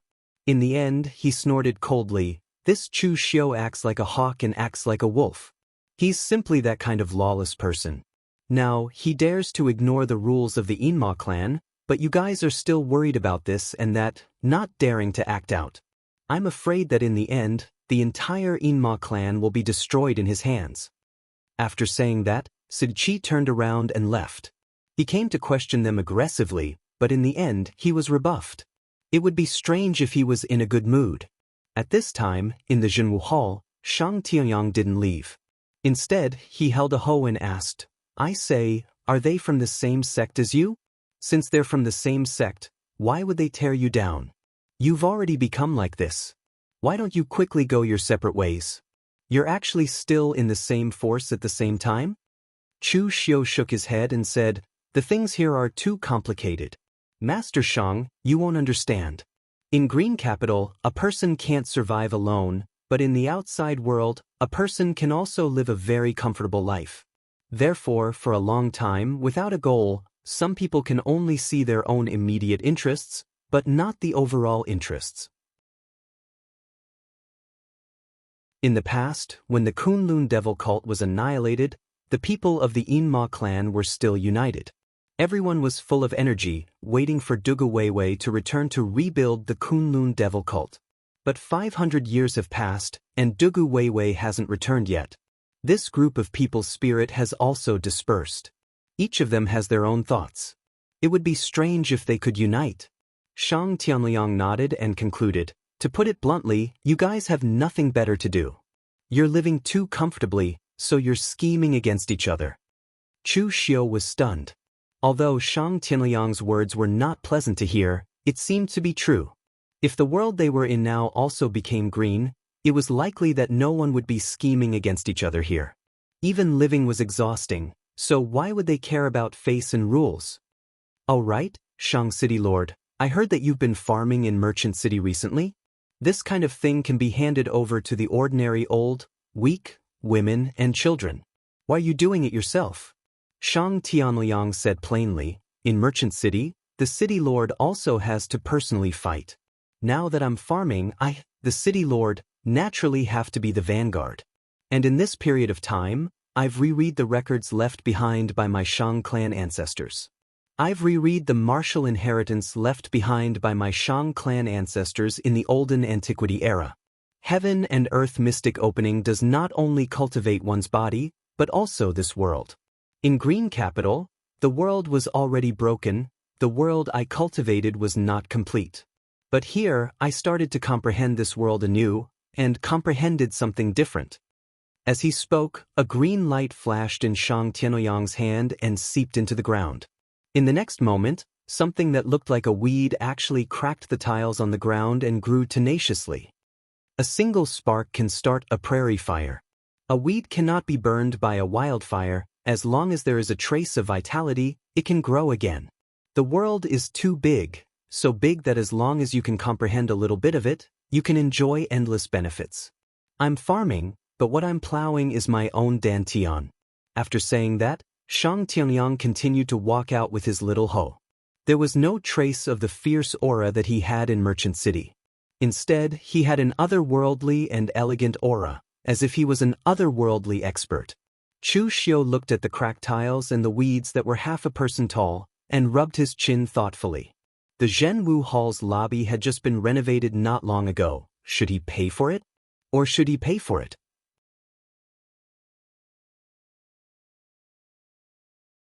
Chapter 953.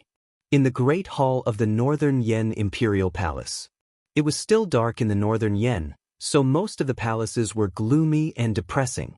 But today, the atmosphere in the Northern Yen Imperial Palace was even more depressing, because Xianglong was on the verge of collapsing. Dozens of core members of the Northern Yen Xiang royal family were gathered in the palace. Xianglong lay on the bed, his breathing extremely low. Several imperial physicians were in a flurry, sweating profusely from exhaustion. But they didn't dare to stop, afraid that they would be dragged to the grave with him.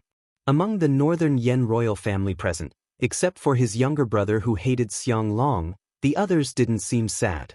In fact, they were very indifferent. The emperor and the royal family were two different concepts. In Northern Yen, only the direct descendants of Xianglong's bloodline could take over the throne. Even if the people of his bloodline were all trash, they still had to let a trash take over the throne, because they were the direct descendants. As for the other Northern Yen royal families, they might have been direct descendants of the royal family, but since their ancestors were in theft, they were only members of the Xiang royal family. To them, the so-called royal family was more like a noble family. They worked hard for the Xiang royal family and contributed their strength, while the emperor had to use the power of the entire royal family to support them in order to maintain his position. That was the simple relationship between the two sides. So seeing Xianglong die, they didn't feel sad or happy. After all, as long as the next emperor could bring them enough benefits, it was enough. But just because they weren't sad didn't mean that Xiangchong wasn't sad. Xiangchong had never been a cold-blooded person, so when he saw Xianglong and his elder brother fighting for the throne, he was very sad and hated Xianglong. But now, seeing Xianglong on the verge of death, although he still hated Xianglong, he was still sad. After working for half a day, the imperial physicians looked at each other and said to Xiang Chong, "Your Highness, we have exhausted all our strength. His Majesty is like a lamp that has run out of oil, and his spirit is starting to dissipate. It's not something that can be cured, even with the 9 revolutions divine pill." "Can Imperial Brother speak again?" Xiang Chong asked, suppressing the pain in his heart. One of the imperial physicians nodded and said, "That's possible, but forcibly stimulating His Majesty's spirit will cause His Majesty's spirit to dissipate even faster." Xiang Chong hesitated for a moment, but he still nodded and said, "Go, let Imperial Brother leave a few final words." The Grand Physician nodded. He took out a silver needle and pierced several major acupoints on Xiang Long's body. Xiang Long, who had originally seemed like a dead man, coughed twice. His lifeless gaze turned to Xiang Chong. The corners of his mouth curved as he weakly said, "You finally call me Imperial Brother again." Hearing Xiang Long's first words, Xiang Chong's eyes immediately reddened. "Imperial Brother, what else do you want to say?" Xiang Chong grabbed Xiang Long's hand and asked. Xiang Long weakly shook his head. "It's all been arranged. There's nothing more to say. We have already done our best. Once Chong'er ascends to the throne, we will have to rely on him." At this point, Xiang Long suddenly grasped Xiang Chong's hand tightly. As if using all his strength, he spat out his last words, "We are not willing. But I don't regret it." As his voice fell, Xiang Long's vitality completely dissipated. Xiang Chong could no longer hold back his tears. "Imperial Brother." The merits and demerits of Xiang Long's life were no longer clear. As an elder brother, he had killed his own brother to seize the throne, showing no mercy to his elder brother who shared the same mother. He could be said to be cold-blooded to the extreme. As a father, because he was busy with the affairs of the empire, even his most beloved son, Xiang Chong, had not received much guidance from him. This had also caused his sons to be at odds with each other on the surface and in their hearts, causing the brothers to turn on each other. But as the emperor of the Northern Yen, he was qualified, even outstanding. The Northern Yen had originally been just one of the many small kingdoms in the world. If not for Xiang Long, even if Eastern Qi had a useless emperor, the size of Eastern Qi alone would have been enough to sweep through the world, destroying all the small kingdoms and unifying the world. But because of the existence of the Northern Yen, Xiang Long was able to unite the Northern Yen pugilistic world, West Chu, and any other forces that could be allied with. In the end, they managed to block the expansion of Eastern Qi, creating a tripartite balance of power in the world. He was unwilling because the current emperors of the world were all mediocre. As long as he was given time, Eastern Qi could not sweep through the world, but he could. Eastern Qi could not unify the world, but he could. He had no regrets because even if he, Xiang Long, was despised by millions of people, even if he was treated as an enemy by his own younger brother for the rest of his life, he would still make the same choice if he was given the chance to do it again. Whether it was his merits or demerits, it was up to the later generations to judge. In any case, he, Xiang Long, had no regrets in this life. In the 62nd year of the Northern Yen Jianghu, Xiang Long passed away. Before Xiang Long's death, the Northern Yen experienced a period of peace. But following his death, the entire Northern Yen began to stir. Xiang Long did not summon any princes before his death.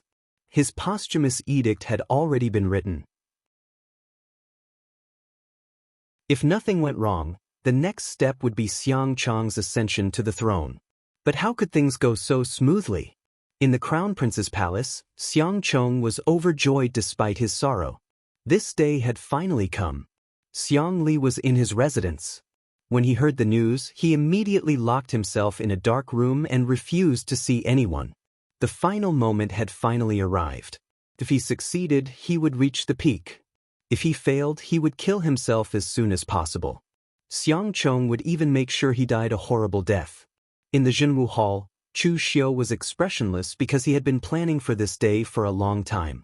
Victory or defeat, success or failure, all depended on this one move. After Xiang Long's death, the funeral had to be held first. After the funeral, it would be Xiang Chong's ascension ceremony. In the palace, the Northern Yen royalty, the military, and some noble generals had all gathered. As the governor of the Jianghu Hall, Chu Xiu naturally stood at the head of the table. Other than the Northern Yan people, Shi Yunzi, Meiko Mori, and Su Yan from the Chunyang Dao sect had also come. However, both parties were still injured and had yet to recover.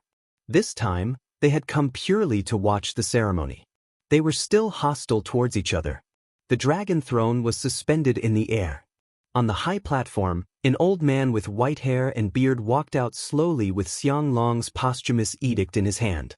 He was the oldest member of the Xiang royal family. Although he was not very strong and was nearing the end of his life, he still needed to preside over this kind of occasion.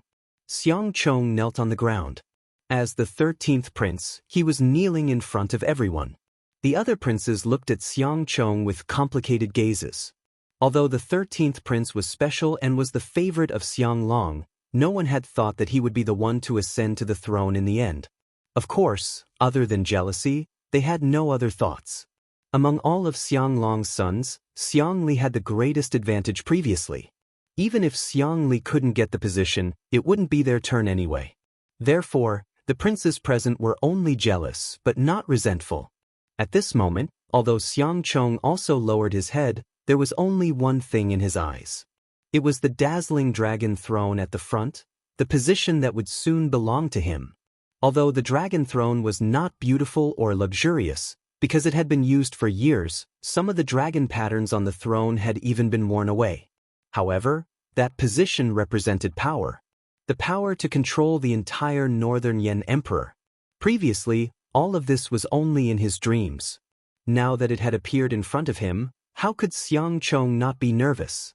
He was so nervous that he was trembling slightly. The ancestor of the Xiang royal family stood at the front and said in an old but powerful voice, "Xiang Chong, His Majesty has passed away. Before he left, he appointed you as the crown prince. I hope you will not disappoint him. Among the 3 countries in the world, Northern Yan doesn't have the right time, the right place, and the right people. But under the leadership of His Majesty, we've managed to protect this land. Now that His Majesty has passed away, the burden will be on your shoulders. Are you confident?" Xiang Chong hurriedly bowed and said, "Of course I am confident. With Father's will before me, I will definitely inherit Father's will and lead the Northern Yan to sweep across the world and unify the Central Plains." The ancestor of the Xiang royal family nodded and was about to read out Xiang Long's posthumous edict for Xiang Chong to officially ascend to the throne. However, at this moment, a voice rang out at an inopportune time, "Your Highness is confident, but I am not. Sweep across the world? I am afraid that within a few years of your ascension, the Northern Yan will be destroyed by you." Everyone raised their heads and looked in the direction of the voice. Chu Xiu casually stepped forward without the slightest hesitation, instantly attracting everyone's attention. Meiko Mori and Su Yan raised their heads at the same time and looked at each other. Had Chu Xiu gone mad? He openly opposed Xiang Chong's ascension and interfered in the affairs of the Northern Yan royal family. He was making an enemy of the entire Northern Yan dynasty. Xiang Chong shouted angrily, "Chu Xiu, what are you trying to do? This is the imperial court's coronation ceremony, not a place where you can talk nonsense. Are you trying to rebel?" Chu Xiu said coldly, "Rebel? Your Highness, the Xiang royal family is the Northern Yan royal family and the ruler of Northern Yan, but don't forget that we also live in Northern Yan and are part of Northern Yan. I am not rebelling. When His Majesty was still alive, even if I had some differences with His Majesty, have you ever seen me say no? His Majesty is a great ruler, and we can rest assured that the Northern Yan is in his hands. However, this crown prince is not a good ruler. Letting him control Northern Yan will be a disaster. I have no intention of rebelling, and I will not rebel. However, I would like to ask all of you to consider this carefully. Is such a person really suitable to inherit the throne? His Majesty's eyes were failing him before his death, and he could not see through a person's heart. That is why he chose such a person. A good ruler can lead the Northern Yan from a small barbarian kingdom to the point where they are now fighting against Eastern Qi. But what about an unqualified emperor? That is a disaster. Don't forget how Eastern Qi replaced the Jiang family in the past. The emperor's surname can be Xiang, but it does not have to be Xiangchong.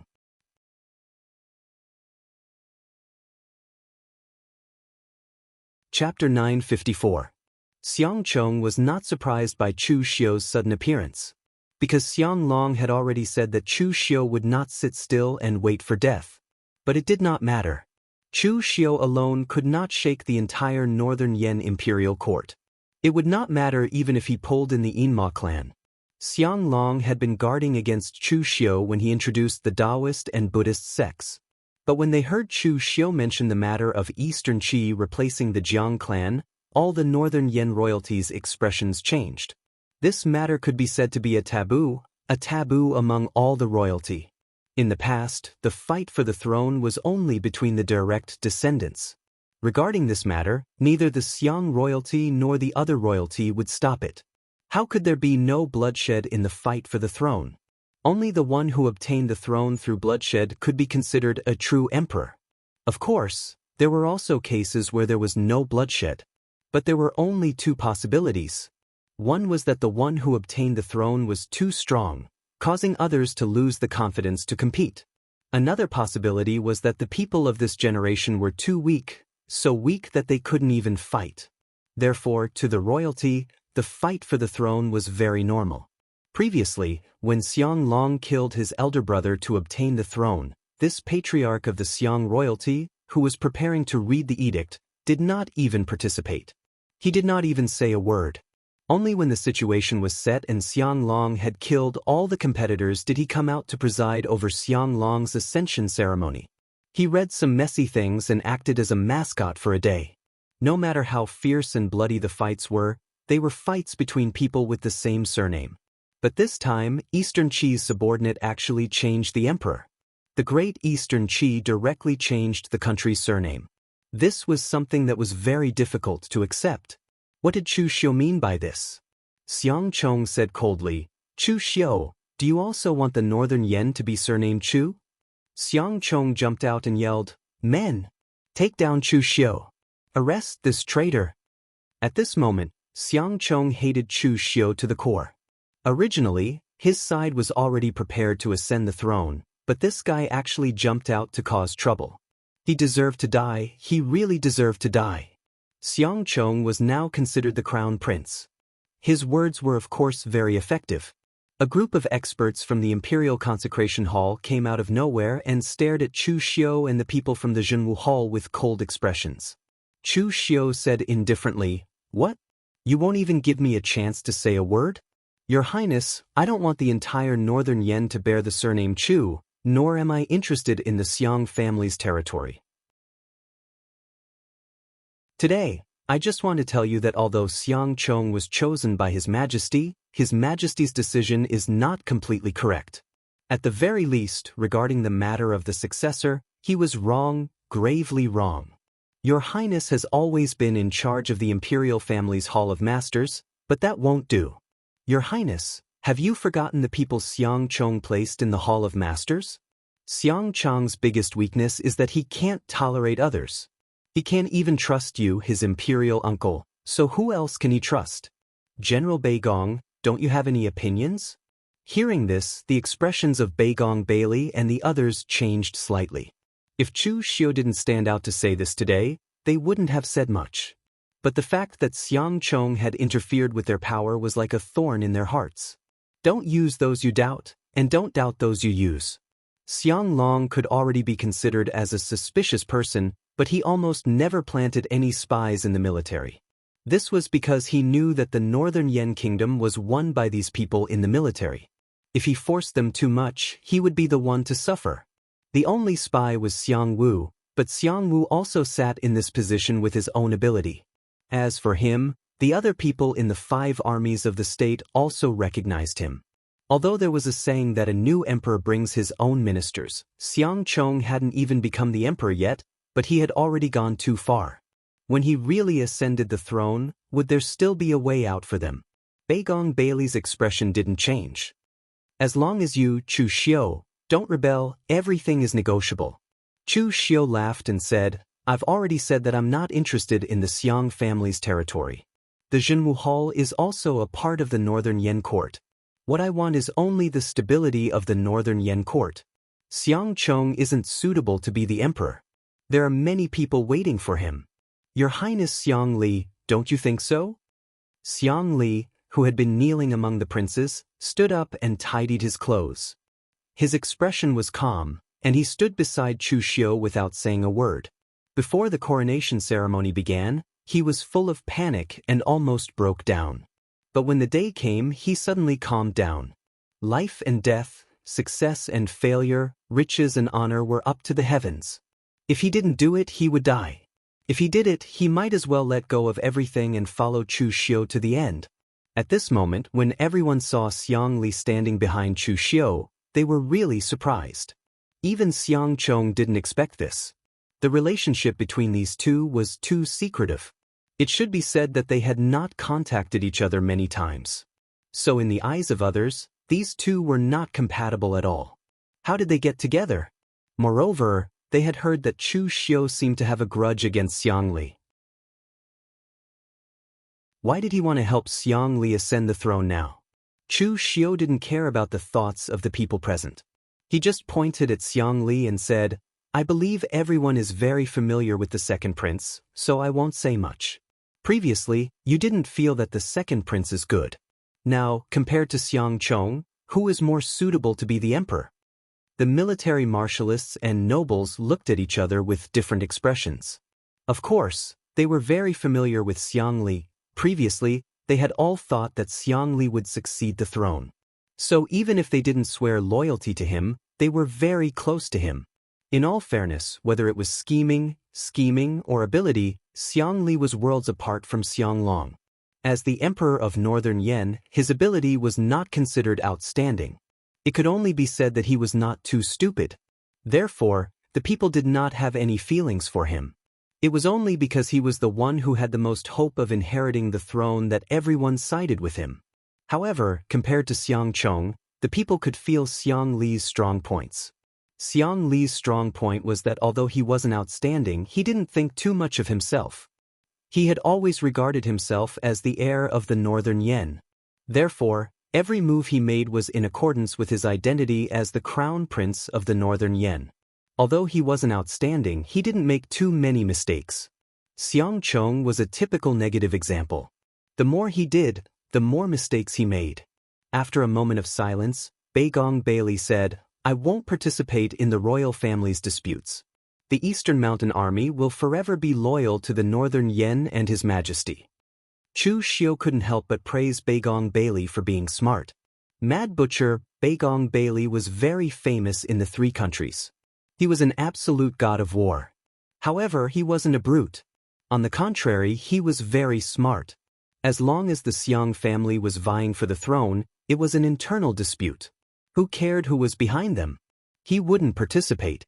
In any case, as long as the person who eventually ascended the throne was still surnamed Xiang, the Eastern Mountain Army would be loyal to the Northern Yan court. He was loyal to the Northern Yan Emperor. As for who the Northern Yan Emperor was, it didn't matter. Xiang Chong's heart sank when he heard Beigong Bailey's words. What made Xiang Chong's heart even colder was that the other generals of the five armies also expressed that they had the same attitude as Beigong Bailey. Xiang Chong couldn't help but look at Xiang Wu. This man was a member of the Xiang family. He was different from the other outsiders. But Xiang Wu only chuckled. I knew it. Every time we choose an emperor, there'll be a commotion like this. I'm used to it. Everyone, fight to your heart's content. Whoever wins will be the emperor. We're all waiting to see the result.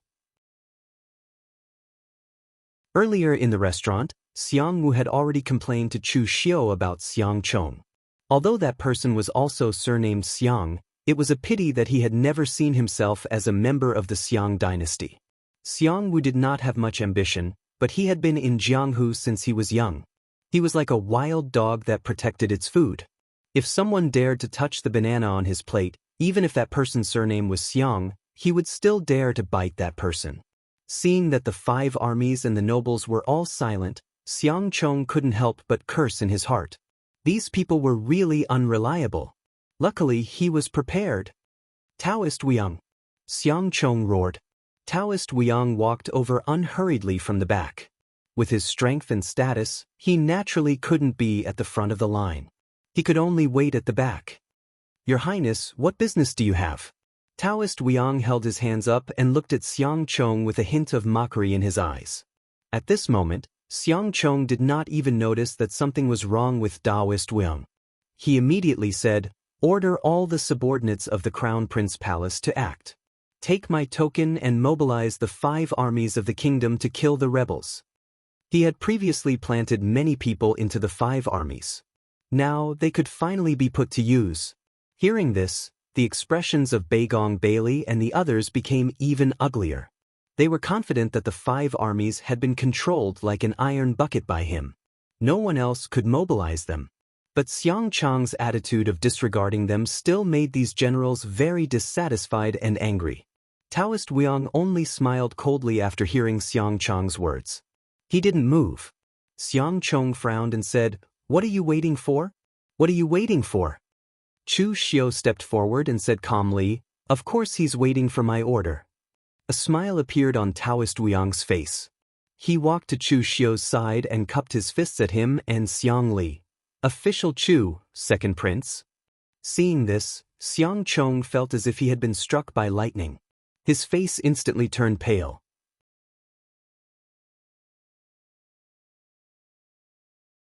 Chapter 955.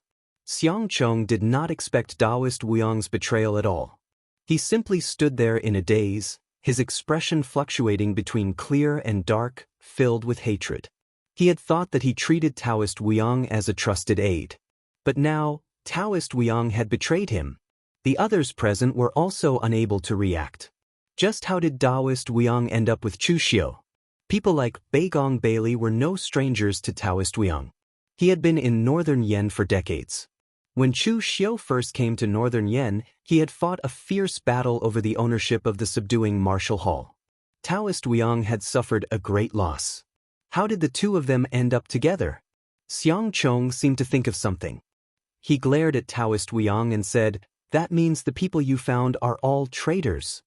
Taoist Wuyang said indifferently, "Traitor is not the right word to use. They have never been loyal to you, so how can they betray you?" Xiang Chong clenched his teeth and suddenly said to Beigong Bailey and the others, "Great General Beigong, I was rash before. What I did was all because Taoist Wuyang bewitched me. All of you have seen it now. The people I placed with you are not my trusted aides, but traitors sent by Chu Xiu." Hearing those words, everyone on scene shook their heads. Even the people from the Xiang dynasty furrowed their brows. Xiang Chong was already panicking. In his panic, he dared to say anything.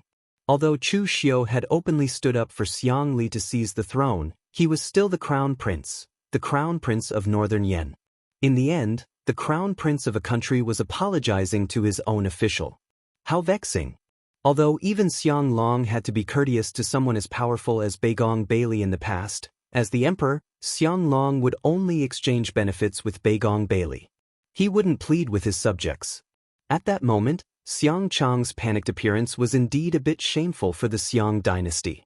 Moreover, Xiang Chong also said that the people he planted were all spies sent by Chu Xiu and had nothing to do with him. This was even more ridiculous. Anyone with a discerning eye could see that even if this matter was instigated by Taoist Wuyang, even if the traitors were Chu Xiu's men, Xiang Chong had not discovered it and even treated them as his trusted aides. What was this? This was a bad judgment of people. Moreover, at that time, you didn't even know that they were traitors. In the end, you were bewitched by them, and you directly agreed to plant people there. Aren't you still trying to seize power? Does that mean that if these people are really your henchmen, it's reasonable for you to arrange for them to seize power? It would have been better if Xiang Chong hadn't said this. Now that he'd said it, Beigong Bailey and the others had an even lower impression of him. Chu Xiu turned to Xiang Li and said, "Your Highness, it's your turn. Speak." Xiang Li nodded and took a deep breath.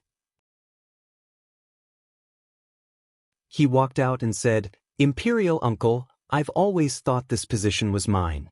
Now that Imperial Father has given it to Xiang Chong, I can't accept it and I can't accept it. Now you've seen what kind of person Xiang Chong is.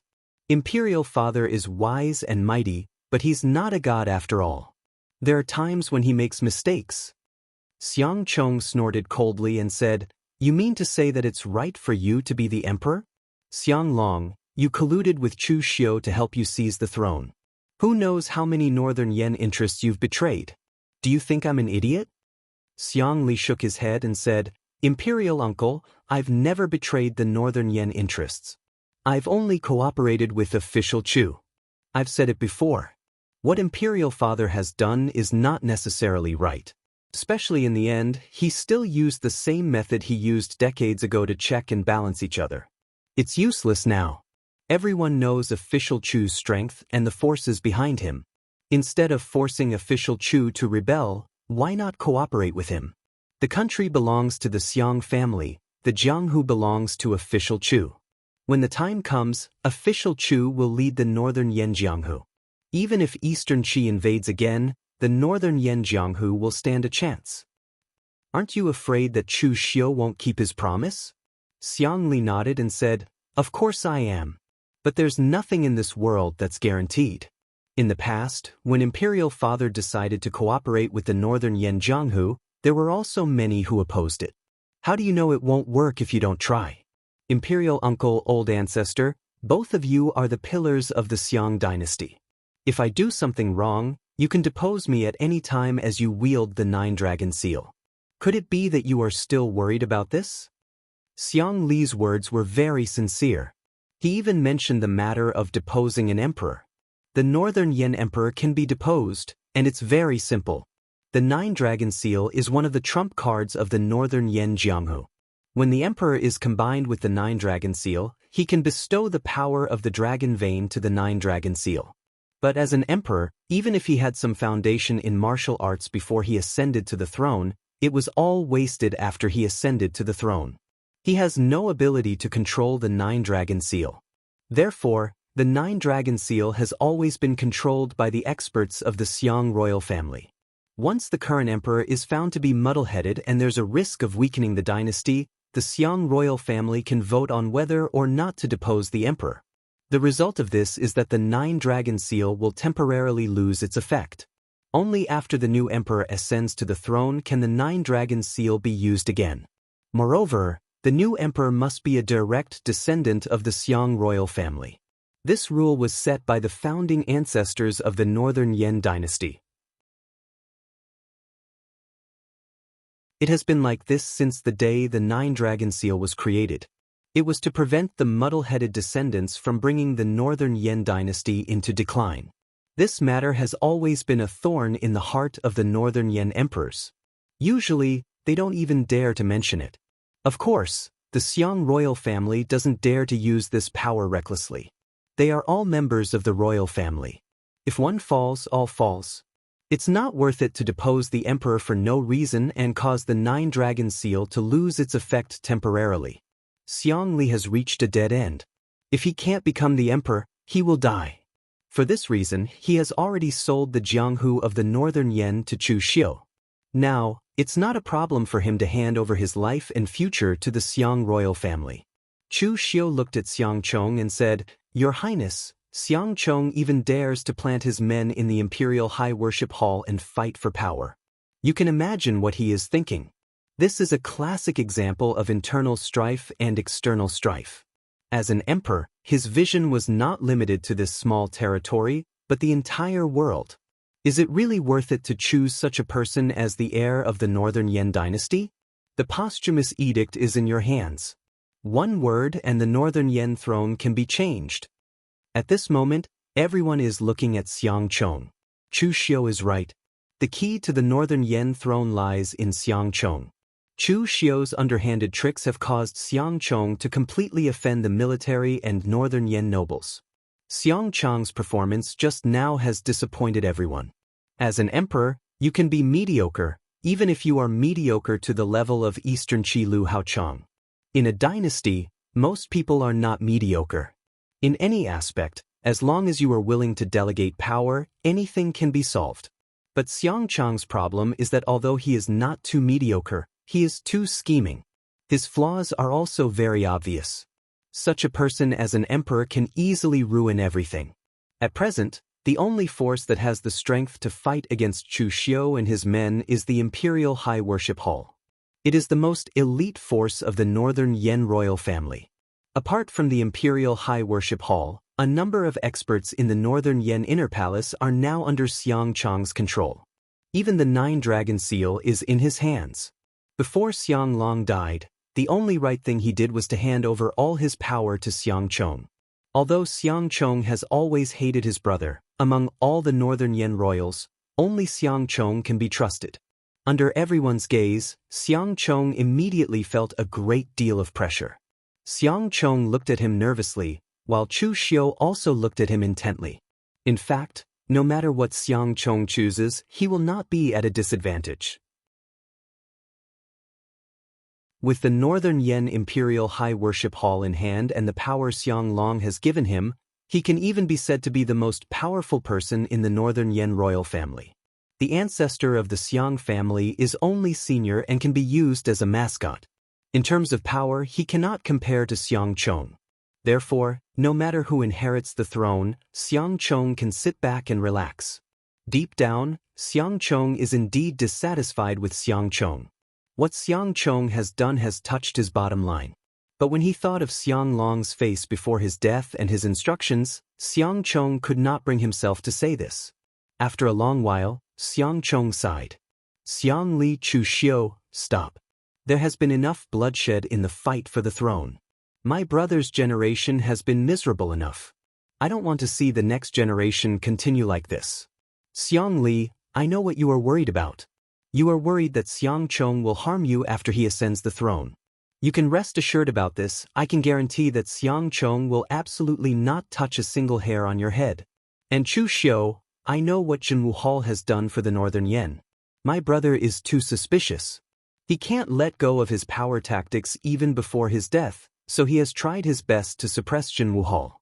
As long as you, Chu Xiu, can guarantee that Jianghu Hall will not betray the Northern Yen, then all the means that my brother has set to suppress Jianghu Hall will be invalid. Even if Xiang Chong ascends the throne, I will guarantee the interests of Jianghu Hall. Hearing Xiang Chong say this, Chu Xiu shook his head.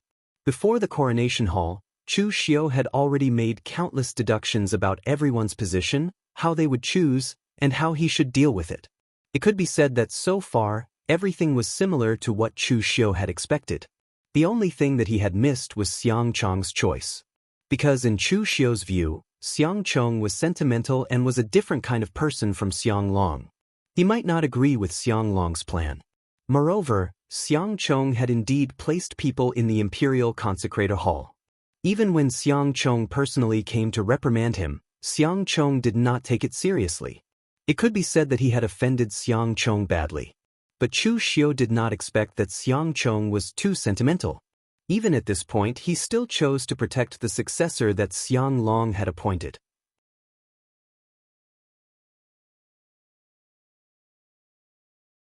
Chapter 956. Xiang Chong's choice was somewhat beyond Chu Xiu's expectations, but Chu Xiu was not surprised at all. In his calculations, there were various possibilities. Xiang Chong chose to continue carrying out Xiang Long's posthumous edict and make Xiang Chong the crown prince. Chu Xiu had also calculated this. As for the solution, it was very simple. Fight with strength. How could there be no bloodshed and no deaths in the fight for the throne? Chu Xiu looked at Xiang Chong and shook his head slightly. Your Highness, sometimes you are too naive. Do you think you can protect Xiang Li? When Xiang Chong ascends to the throne, you don't know what he will look like and how much power he will have. Killing is always simpler than protecting a person. As for the promise you made to Jianghu Hall, I don't believe it either. The hatred between Xiang Chong and me has already been formed. If you were the emperor, would you be willing to watch a guy who has a grudge against you wander around under your nose all day long? Anyway, I don't want to. Xiang Chong said in a deep voice. Chu Xiu, are you really determined to intervene in the Northern Yen royal family's struggle? And Xiang Li, you don't believe me, your imperial uncle. Are you going to believe an outsider? Chu Xiu shook his head. I am not intervening in the royal family struggle. I just want to protect myself. I have put in a lot of effort in Jianghu Hall. I don't want to waste all this effort. Xiang Li looked at Xiang Chong and then at Chu Xiu. He gritted his teeth and chose to continue standing behind Chu Xiu. In fact, he only wanted to save his life.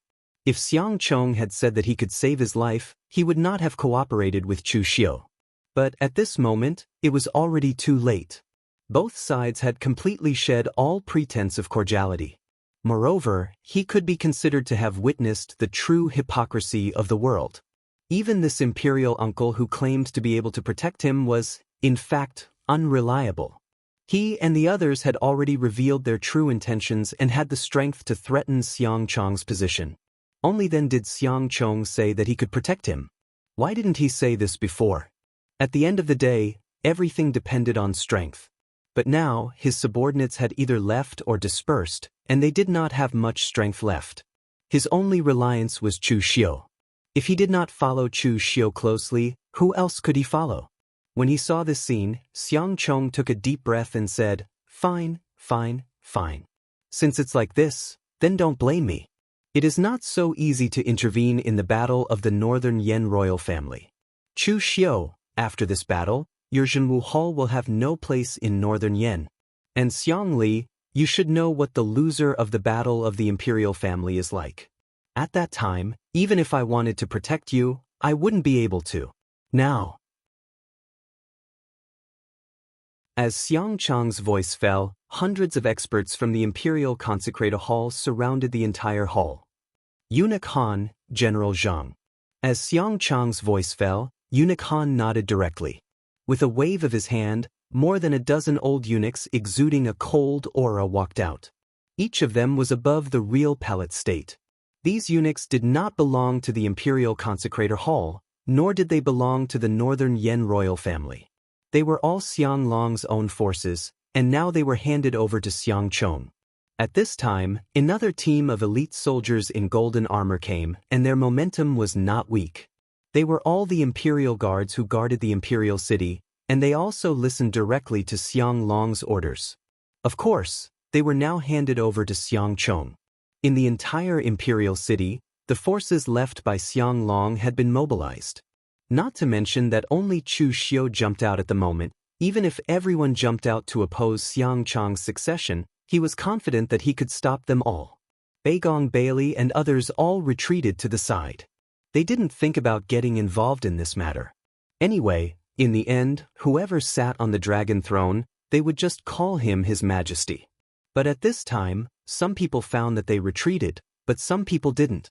These people were strong and weak, but no matter how strong they were all the backbone figures of the major forces.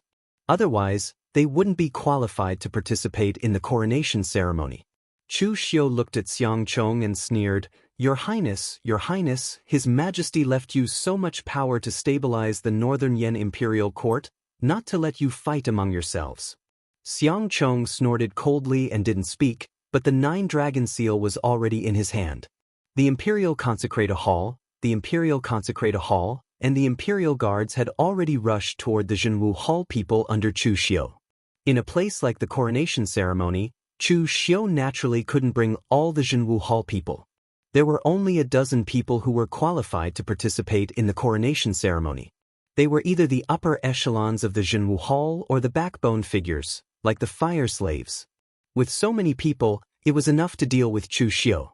Now Xiang Li's only reliance was Chu Xiu. As long as Chu Xiu and Jianghu Hall were dealt with, the battle for the throne would come to an end. At this moment, Chu Xiu also said faintly, "Do it." As Chu Xiu's voice fell, the martial artists who didn't retreat among the forces before rushed toward the people of the Imperial Consecrated Hall. There were also the merchant city martial artists that Chu Xiu had placed in the major forces. Although the strength of those people in the merchant city was weaker than the martial artists of the same rank, their realm was still there. 2 real fire spirit refinement state, 6 real pellet state. Even if it was a weakened version, their power was still amazing. This time, not only did Xiang Chong's expression change, but even the other people present did not know when Chu Xiu had shoved all these people over to them. In fact, Chu Xiu took a long time to make this move. It had started from the first conflict with Xiang Long. Although Chu Xiu knew the heaven's sun gazing at air technique, he didn't know divination. He didn't expect Xiang Long to die so quickly. At that time, Chu Xiu was just preparing for a rainy day. Although this day might not come, it would definitely come. Therefore, Chu Xiu used his relationship with Xiang Li to place these Yinma lineage martial artists, to be precise, Wei Shi's lineage, into various forces of the Northern Yan imperial court. At that time, Xiang Li was still a prince, and there were many people around him. Moreover, he didn't place these people to seize power. They all started from the bottom, so they didn't attract attention at all. It wasn't until this time that they were finally exposed. Wolf's ambition. Xiang Chong shouted angrily, and the 9 dragons seal in his hand rotated. In an instant, the aura of heaven and earth in the entire hall was devoured. Even a black dragon was condensed in the sky above the imperial city, and it swept toward Chu Xiu with its tail. The strike of the black dragon's tail was simply the ultimate speed, and it even had the power to tear the space. Just as Chu Xiu wanted to make a move, the tail had already appeared in front of him. The internal strength, real fire, and Buddha's light bloomed at the same time, but the next moment, Chu Xiu was directly knocked out of the palace by this blow. With Chu Xiu's current physical cultivation, he wasn't injured even though he blocked it in a hurry. It was just that his internal organs were shaken, and his blood flow wasn't smooth. But at this time, he was shocked by the power of the 9 dragons seal. The power of heaven and earth was extremely pure, and it was simply unstoppable. The collision even gave Chu Xiu the illusion that he was fighting against heaven and earth. No wonder this thing was known as one of the Northern Yan's trump cards. Now, just by looking at its power, Chu Xiu was convinced that it definitely had the power to fight against the ethereal enlightenment realm cultivator. More importantly, the 9 dragons seal controlled the power of the Northern Yan dragon vein. This was Yanjing City, and although Chu Xiu didn't know where the dragon vein was, he was sure that it was in Yanjing City. Here, the 9 dragons seal could exert the strongest power. Just then, a powerful aura suddenly descended outside the imperial city. Shang Tianliang walked through the air. Every step he took seemed to be stepping on solid ground, causing ripples to form on the ground. Compared to the time when he fought Rama, the aura on Shang Tianliang's body was now completely different. His whole person seemed to be integrated into this world, and he looked very harmonious and natural. The ethereal enlightenment realm was indeed worthy of being called the ethereal enlightenment realm. Those who could cultivate to this realm, regardless of their strength, had a strong understanding of heaven and earth to an abnormal degree. Not long after, Shang Tianliang had begun to adapt to the rules of this world, and even began to reshape his own martial arts. Last time in the Jianghu Hall, Shang Tianliang demonstrated a secret method of condensing vitality. Although it broke Chu Xiu's floor tiles, it was indeed an amazing move. Counting the countless martial art practitioners in the Jianghu, their powers were all inclined towards destruction. Even the power of the Great Light Temple's cultivation method was the same. It was possible to get them to purify the evil power, but to get them to save people, it was extremely difficult. Shang Tianliang, on the other hand, was gathering the vitality of the world, allowing the seeds that had been buried underground for an unknown period of time to sprout once more. This control over the power of vitality represented his current comprehension of the world. Chu Xiu said faintly, "The power of the 9 dragons seal is indeed extraordinary, but now, Your Highness, your opponent is not me." Chu Xiu turned to Shang Tianliang and said, "City Lord Shang, do you have the confidence to block the 9 dragons seal?" Shang Tianliang said angrily, "No." Since he came out of the mountain, although he had an agreement with Chu Xiu really made the most of his remaining value. Every time Shang Tianliang fought, the opponents that Chu Xiu found for him were very difficult. The last time was Luo Mo, and Shang Tianliang was almost crushed all the way. The last time was the Forgetting Sword Hut and the Storm Sword Tomb. Before his injuries had recovered, he was pulled out by Chu Xiu to be a fighter. And this time, he had to face the 9 dragon seal directly in Yanjing City, or even in a place like the Imperial City, which was even more troublesome. Moreover, this thing had almost never been used over the years. Even in the most critical moment of the northern Yen, no one had attacked the imperial city. No one knew where the true peak power of the Nine-Dragon Seal was. Seeing that Chu Xiu had found such an opponent for him, it would be strange if Shang Tianliang had a good expression.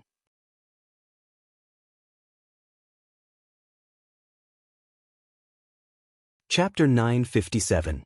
Although Shang Tianliang said that he was not confident, Chu Xiu had faith in him.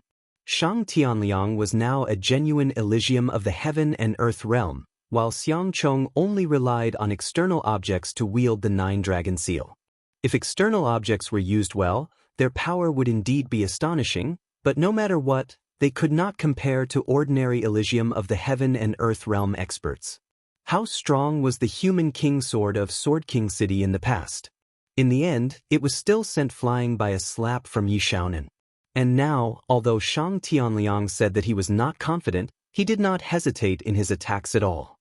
Previously, Shang Tianliang's martial arts leaned towards close combat, explosive and fierce. It was not because he was born with this kind of martial arts, but because in an environment like the Green Capital, he did not know anything else besides this kind of martial arts. But now, Shang Tianliang had found the martial arts that his ancestor had in the past, and he had also added his own understanding to it, so its power was 30% stronger. The black dragon within the Nine-Dragon Seal roared, and as Xiang Chong's seal fell, a black dragon directly condensed in the sky. Surrounding it was a storm of origin energy, and it directly charged towards Shang Tianliang.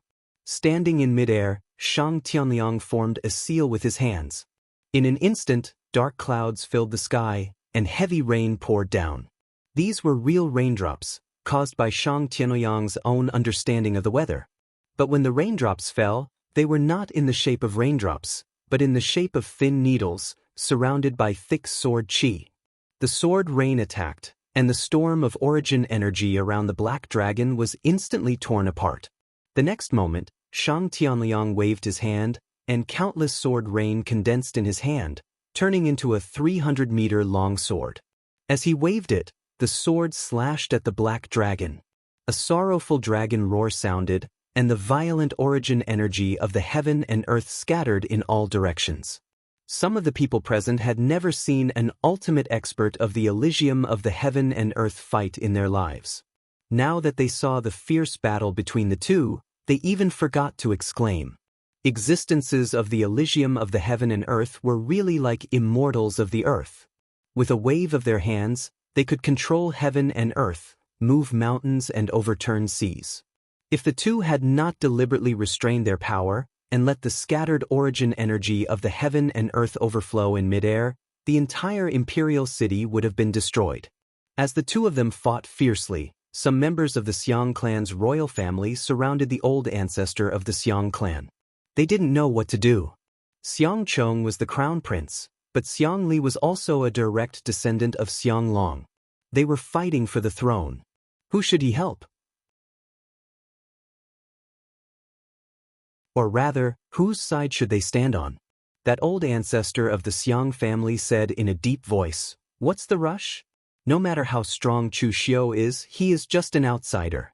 He can only help a member of the Xiang family ascend the throne. If he really wanted to usurp the throne, do you think Beigong Bailey and the others would turn a blind eye?" It was the same for Xiang Chong. His Majesty had only left behind a posthumous edict. It would be best if someone listened to it. If no one listened to it and you couldn't suppress others, you shouldn't blame others for losing the throne. Don't panic. Just sit here and watch the show. What we're protecting is the root of the Xiang dynasty. Let them fight for their face. The one who wins is the supremacy of the 9-5. This ancestor of the Xiang clan had lived for a long time, so much so that no one knew exactly how old he was. He had already seen the succession of emperors for several generations. In fact, the previous generation's Xiang Long and the others had fought even more intensely. The eyes of the old ancestor of the Xiang clan couldn't help but reveal a trace of reminiscence. He still remembered that when Xiang Long ascended the throne, everyone thought that his elder brother would ascend the throne. As the younger brother, he was deeply trusted by his elder brother. He would definitely be like Xiang Chong and be conferred the title of king. Then, he would hold a portion of the power of the Northern Yen in a glorious manner. In the end, who would have thought that at the moment of the ascension ceremony, Xianglong would reveal his fangs? He had actually secretly contacted almost half of the Northern Yen forces. After a massacre, he immediately turned the tables. No one expected that Xianglong, who had always been well-behaved and even helped his elder brother strategize, would actually come to usurp the throne. Even the old ancestor of the Xiang clan didn't expect this. That battle was much more tragic than this one. Blood flowed like a river. Now, it was just a small matter. Although it was a small matter to the old ancestor of the Xiang clan, at that moment, the people from the martial hall under Chu Xiu had already fought with the people from the Hall of Masters and the Imperial Palace. A sharp light flashed in Chu Xiu's eyes. He was also prepared to attack. His target wasn't Xiang Chong. He was prepared to help Shang Tianliang take down Xiang Chong first. Killing Xiang Chong was meaningless. Instead, it would anger the entire Xiang clan. Xiang Chong himself was only for show. Xiang Chong, who supported him with the posthumous edict, was the key. As long as Xiang Chong lost, Xiang Li would naturally find a way to deal with him after he ascended the throne. At that time, whether he wanted to kill or torture him would depend on his mood. However, at that moment, Xiang Chong suddenly shouted, "Kong Dongming, it's your turn to attack." As Xiang Chong's voice fell, the sword saint of the Eastern Sea, Kong Dongming, appeared out of nowhere. He looked at Xiang Chong with a stupefied expression. He extended a hand and said, "Only once." Xiang Chong shouted, "I know it's only once. Stop Chu Xiu. Kill him." Kong Dongming was an extremely eccentric person.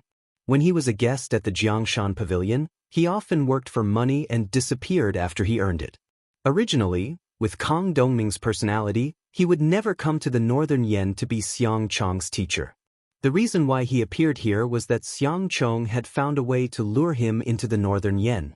The price he had to pay was a sword mark left behind by the sword saint, Gu Qingqing, after her battle with Duge Weiwei. Back then, Gu Qingqing transformed herself into a sword spirit and fought with Duge Weiwei. Although she managed to injure Duge Weiwei, her body and soul were both destroyed. However, at a cliff far away from where the two of them fought, because the power of that sword had almost dissipated, the sword had successfully left behind a sword mark. It was obtained by someone else, and no one knew how it had fallen into Bai Yan's hands.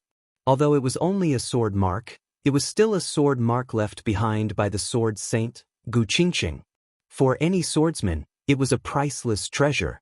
When Xianglong learned of Kong Dongming's strength, he made a deal with him. However, Kong Dongming only agreed to help Xianglong once. Gu Qingqing's sword mark was only worth him using his full strength once. However, Xianglong also played a trick in the end. Although he agreed, the condition was that Kong Dongming had to stay by Xiang Chong's side for a year. This opportunity to make a move could be used at will within this year. As long as this opportunity was used up or the year was up, Kong Dongming could leave. She didn't know whether Kong Dongming, the honest man, could see through the scheme. Anyway, he agreed to it. Now that Xiang Chong wanted to use this chance, Kong Dongming was more than happy to do so. To him, constantly training his swordsmanship and challenging the strong swordsman was what he should be doing. Following Xiang Chong was a waste of time.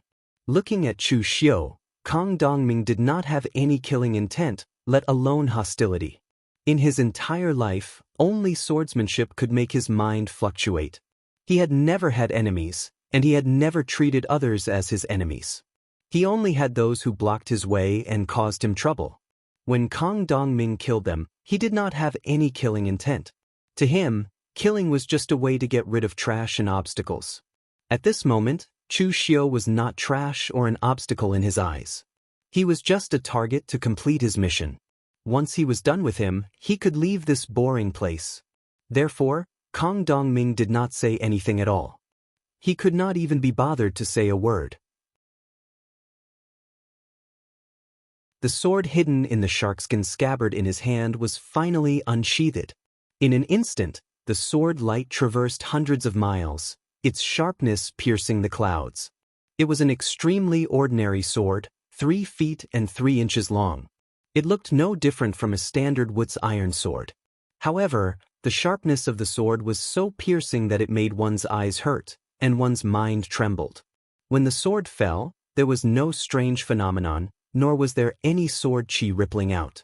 But in the next moment, alarm bells went off in Chu Xiu's mind.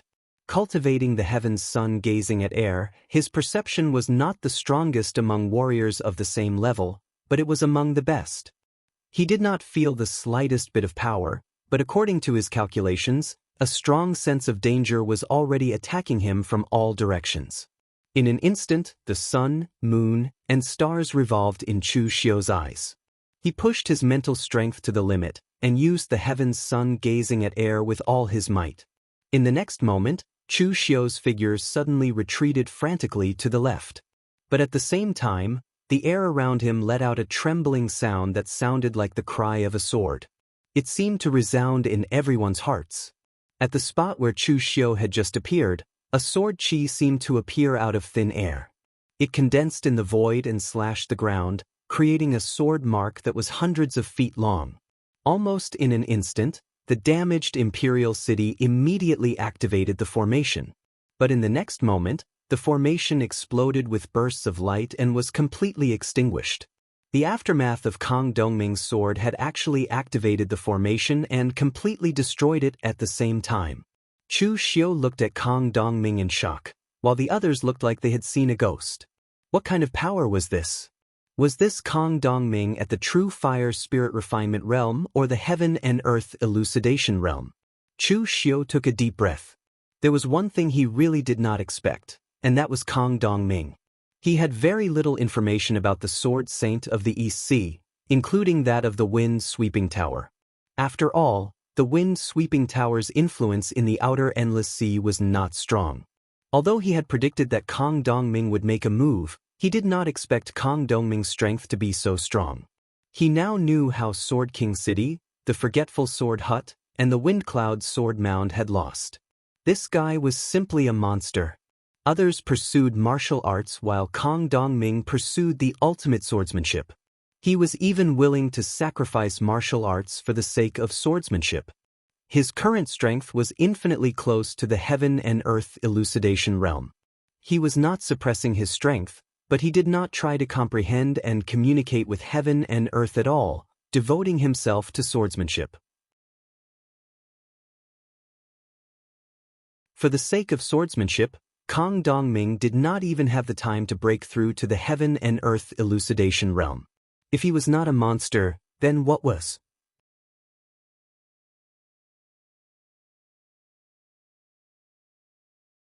Chapter 958. People like Kang Dongming would not survive if they did not go crazy. To be honest, Chu Xiu was shocked by Kang Dongming. This was the first time he had seen someone who clearly had the chance to step into the Elysium opening realm but was too lazy to take that last step. He finally understood why Heavenly King Xin, with his bad temper, did not go after Kang Dongming after losing. First, it was because they had competed fairly. It would be too degrading to go after the other after losing. Second, it was because they did not want to provoke a madman like Kang Dongming. But this time, Chu Xiu was the unlucky one. Kang Dongming's swordsmanship could be said to be the strongest swordsman he had ever met. Even Chu Xiu did not know how his opponent had used that sword. He could only rely on the heaven's sun gazing at air spell to barely predict the danger and then instinctively dodge. And now, when Kang Dongming saw that his sword did not do anything to Chu Xiu, he straightened his face and slashed out 3 times in a row. In an instant, Chu Xiu felt waves of murderous intent coming from all over his body. With just 3 attacks, Kang Dongming had completely sealed off all the places around Chu Xiu that could be dodged. Even the heaven's sun gazing at air spell could not predict a way out. Forming hand seals, Chu Xiu's demonic, half-Buddhist Dharma idol instantly appeared behind him. Vairocana and Mahakala were 2 gods in one body. Resplendent Buddhist flames fused with the apocalyptic fire, forming an extremely demonic color. Kang Dongming's 3 swords appeared in the void. The sword aura did not contain any special power. It was just the purest form of sword intent, but it directly tore through Chu Xiu's Buddha and demon form. The heavenly Dao war case was already in Chu Xiu's hand. It turned into a peerless heavenly saber and swept out. In an instant, endless heaven-earth yuan qi burst out like a vast ocean. The sea-cleaving slash of the seven limits was unleashed and the violent blade aura collided with the sword aura. Chu Xiu's figure was forced to retreat and he was almost unable to withstand the powerful sword aura. A cold light flashed in Chu Xiu's eyes. Instead of retreating, he moved forward and slashed down with his saber. In an instant, the space seemed to be frozen and all the forces were imprisoned in midair. As Chu Xiu's saber fell, everything was cut off. The ethereal slash was the pinnacle of Chu Xiu's mastery of the saber Dao. This move was not easy to receive, nor was it easy to break. However, Kong Dongming gently stabbed out with his sword. His entire body seemed to be imprisoned in this space, like a scroll that was about to be torn apart. However, he did not choose to tear the scroll apart. Instead, he stabbed out with his sword from the scroll. In an instant, the world changed color. Everything in front of Chu Xiu had turned into a shocking sword. Chu Xiu's ethereal slash could imprison the world into a scroll. However, Kong Dongming's sword was even stronger. Everything in front of him had turned into a sword for him to use. A slight cracking sound was heard. In the center of the exchange between the two, the void cracked like a mirror. The heaven-earth yuan qi condensed into a storm and swept out. Kong Dongming came over with his sword in hand. His figure was like the void, passing through the stormy void. It was still the same unhurried stab.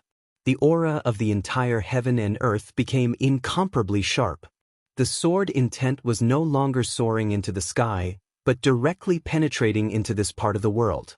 It had been a long time since Chu Xiu had met such a strong opponent. Even when he fought with Ling Yunzi from the Chunyang Dao sect, he was able to fight until his head bled. Although he was at a disadvantage, Ling Yunzi was also heavily injured. Facing Kong Dongming at this moment, Chu Xiu actually felt a sense of helplessness. His opponent made him feel a great deal of pressure. This was a rare situation, transforming the world into a sword. In front of Chu Xiu, the world, mountains, and rivers were all sword intent. They attacked him like endless waves. Chu Xiu took a deep breath. He had always been the one who forced others into danger.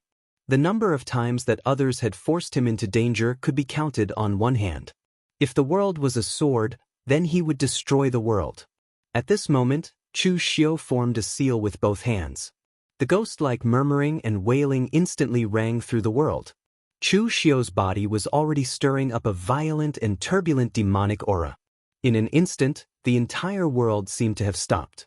In the next moment, the heavens' cry blood rain suddenly descended. The great compassion mantra of heaven and earth. Unless it was the most critical moment, Chu Xiu rarely used this technique. It was not only because the backlash of this technique was too great, but also because even Chu Xiu suspected that this technique was not created by humans. The evil aura stirred up the world. The more he used it, the more the malice would corrode Chu Xiu's mind. It was as if this technique was the embodiment of the malice of the world. However, the power of the 7 groups of compassion mantra as one was indeed powerful enough to make people tremble. Under the endless heavens cry blood rain, the sword aura melted. The entire world seemed to have begun to distort under this power. For the first time, Kong Dongming's sword momentum began to change. He withdrew his sword and cut the sky. 1 sword, 2 swords, 3 swords. With 3 swords, the endless heavens cry blood rain was actually torn apart by those 3 swords. A grave expression appeared on Chu Xiu's face.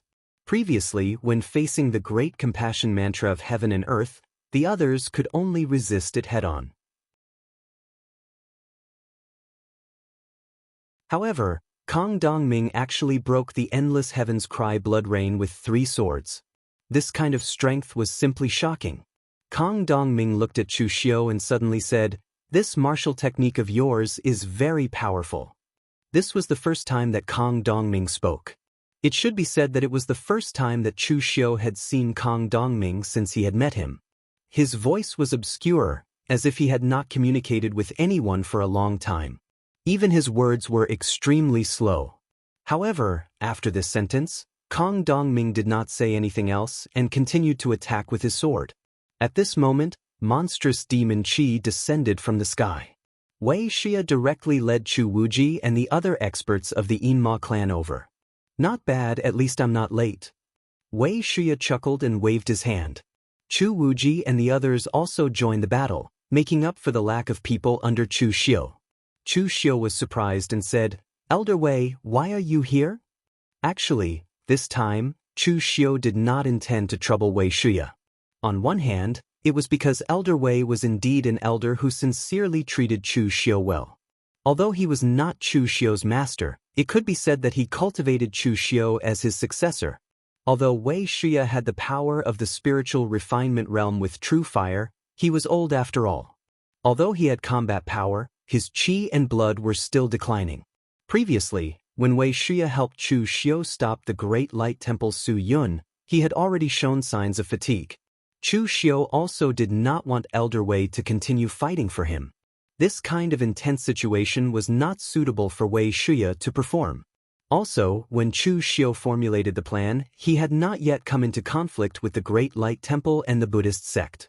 At that time, the situation in northern Yen was a battle between Chu Xiu's martial suppression hall and the imperial court. It had little to do with the demon sect. If Wei Xia joined in, it would be equivalent to the Yinma clan joining in. It was difficult to guarantee that the Chunyang Dao sect and the Great Light Temple would not be afraid because of this. As a result, they would invest more power and bring trouble. Of course, now that the Great Light Temple and the Chunyang Dao sect had both suffered losses, these two sects were watching the show from below. Naturally, it did not matter anymore. Wei Xia said, "You have such a big plan here. How can I turn a blind eye to it? However, I know that since you did not inform me, you should be confident. I originally did not intend to come. I heard that Sidu Qi and the others also came to look for you. I was worried that something had happened, so I came to take a look." Of course, Wei Xia did not come here because he was afraid that something would happen to Chu Xiu. In reality, based on the strength of Situ Qi and the others and their scattered situation, they could not threaten Chu Xiu. What Wei Xia was worried about was whether their arrival would disrupt Chu Xiu's plan. He was old and useless. He couldn't help Chu Xiu much outside, but he could still be of some use in the internal affairs. This time, Sidu Qi and the others did not inform him of the meeting. The meaning behind it was obvious. Wei Xia was even prepared to fall out with them this time. However, he did not expect Sidu Qi and the others to be so cowardly. As soon as they met, Chu Xiu directly mentioned Shang Tianliang, and they were immediately scared off. However, he came at the right time. On Chu Xiu's side, he was pushed to the edge by Kong Dongming, and Wei Xia came to help. Although Kong Dongming was strong, it was not like he did not stand a chance when it was 2 against 1. Moreover, Chu Xiu was not having a fair duel with Kong Dongming. This was a fight for the throne, which concerned the future of so many people. The winner was king, and the loser was in the wrong. Of course, he had to put all his strength on the line. Therefore, after Wei Xia arrived, Chu Xiu immediately joined forces with Wei Xia to fight fiercely against Kong Dongming. Although Wei Xia was old, his martial path was not just his own. It also contained the martial path left behind by the other 4 sky fiends of the 9th Heaven Mountain. When he attacked, there were endless variations. Chu Xiu was strong, and his physical body was tough, so he could take a beating. Of course, he could not let Wei Xia be the main attacker. Therefore, he first went to fight Kong Dongming, and let Wei Xia wait for an opportunity to attack from the side. With such a strong helper like Wei Xia, Chu Xiu was also under a lot of pressure. However, Kong Dongming was so strong that it was unreasonable. It could be said that he was the strongest existence Chu Xiu had ever seen in the true fire spirit refinement realm. Even though Chu Xiu and Wei Xia were fighting 2 against 1, they still could not defeat him. They could only maintain their balance. Looking at the chaos in the imperial city, where battles were everywhere, Xiang Chong's face was full of panic. Although Xiang Chong could resist, the situation was not optimistic. After all, he was relying on external objects. His own strength could not be compared to existences in the mysterious heaven and earth realm. Although Kang Dongming's strength was strong, this cheap master of his was hired with money, and he would only take action once. The other people from the Imperial Consecrator Hall were fighting. Chu Xiu's people from the Martial Suppression Hall, the warriors from Merchant City, and the demonic Dao warriors brought by Wei Shuya were turning the situation around. The future was uncertain, and his side might lose at any moment. Xiang Chong suddenly thought of something and roared, "Forefather Huangfu, I know you are here. I agree to all your conditions. Ta quickly."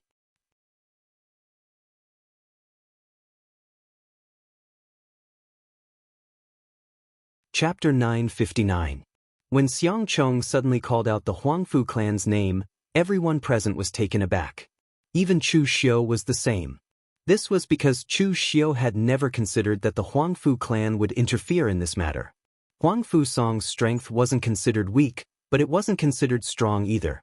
He was considered to be above average among the 9 great clans. It was only because there was little competition in the northern Yan land that the Huangfu clan suffered fewer losses and had more people. However, Patriarch Huangfu was already old, and the entire Huangfu clan had never produced any outstanding figures, so they were not considered powerful. There was no point for the Huangfu clan to interfere in this fight for the throne. They were people of the pugilistic world and a noble clan to begin with. What were they trying to do by interfering in the fight for the throne? Are we going to rebel? If they chose to help Xiang Li, Chu Xiu would not agree to it. This was akin to snatching food. If they helped Xiang Chong, they would offend Chu Xiu. They would not be in his good graces no matter what. As long as the Huangfu clan's patriarch's head was not squeezed by the door, Chu Xiu believed that he would definitely not get involved in this mess. Moreover, Taoist Wiang was right beside Xiang Chong. If Xiang Chong had come into contact with the Huangfu clan, Taoist Wiang would have reported to him. However, at this moment, a long laugh suddenly rang out. "Does your highness really keep your promise?" As soon as he finished speaking, Ancestor Huangfu and the hundreds of elites of the Huangfu clan had opened the palace gates and entered the imperial city. Chu Xiu's expression instantly changed when he witnessed this scene. The Huangfu clan has actually participated in it. Chu Xiu turned to look at Taoist Wiang and shouted angrily, "Xiang Chong has allied with the Huangfu clan. How could you not know such important news?" At this moment, Taoist Wiang was leading the Shade Mountain sect in a head-on battle with the group of old eunuchs in the palace. Seeing this, he was also dumbfounded because he really did not know about this matter. Xiang Chong had already treated him as a confidant and was practically inseparable.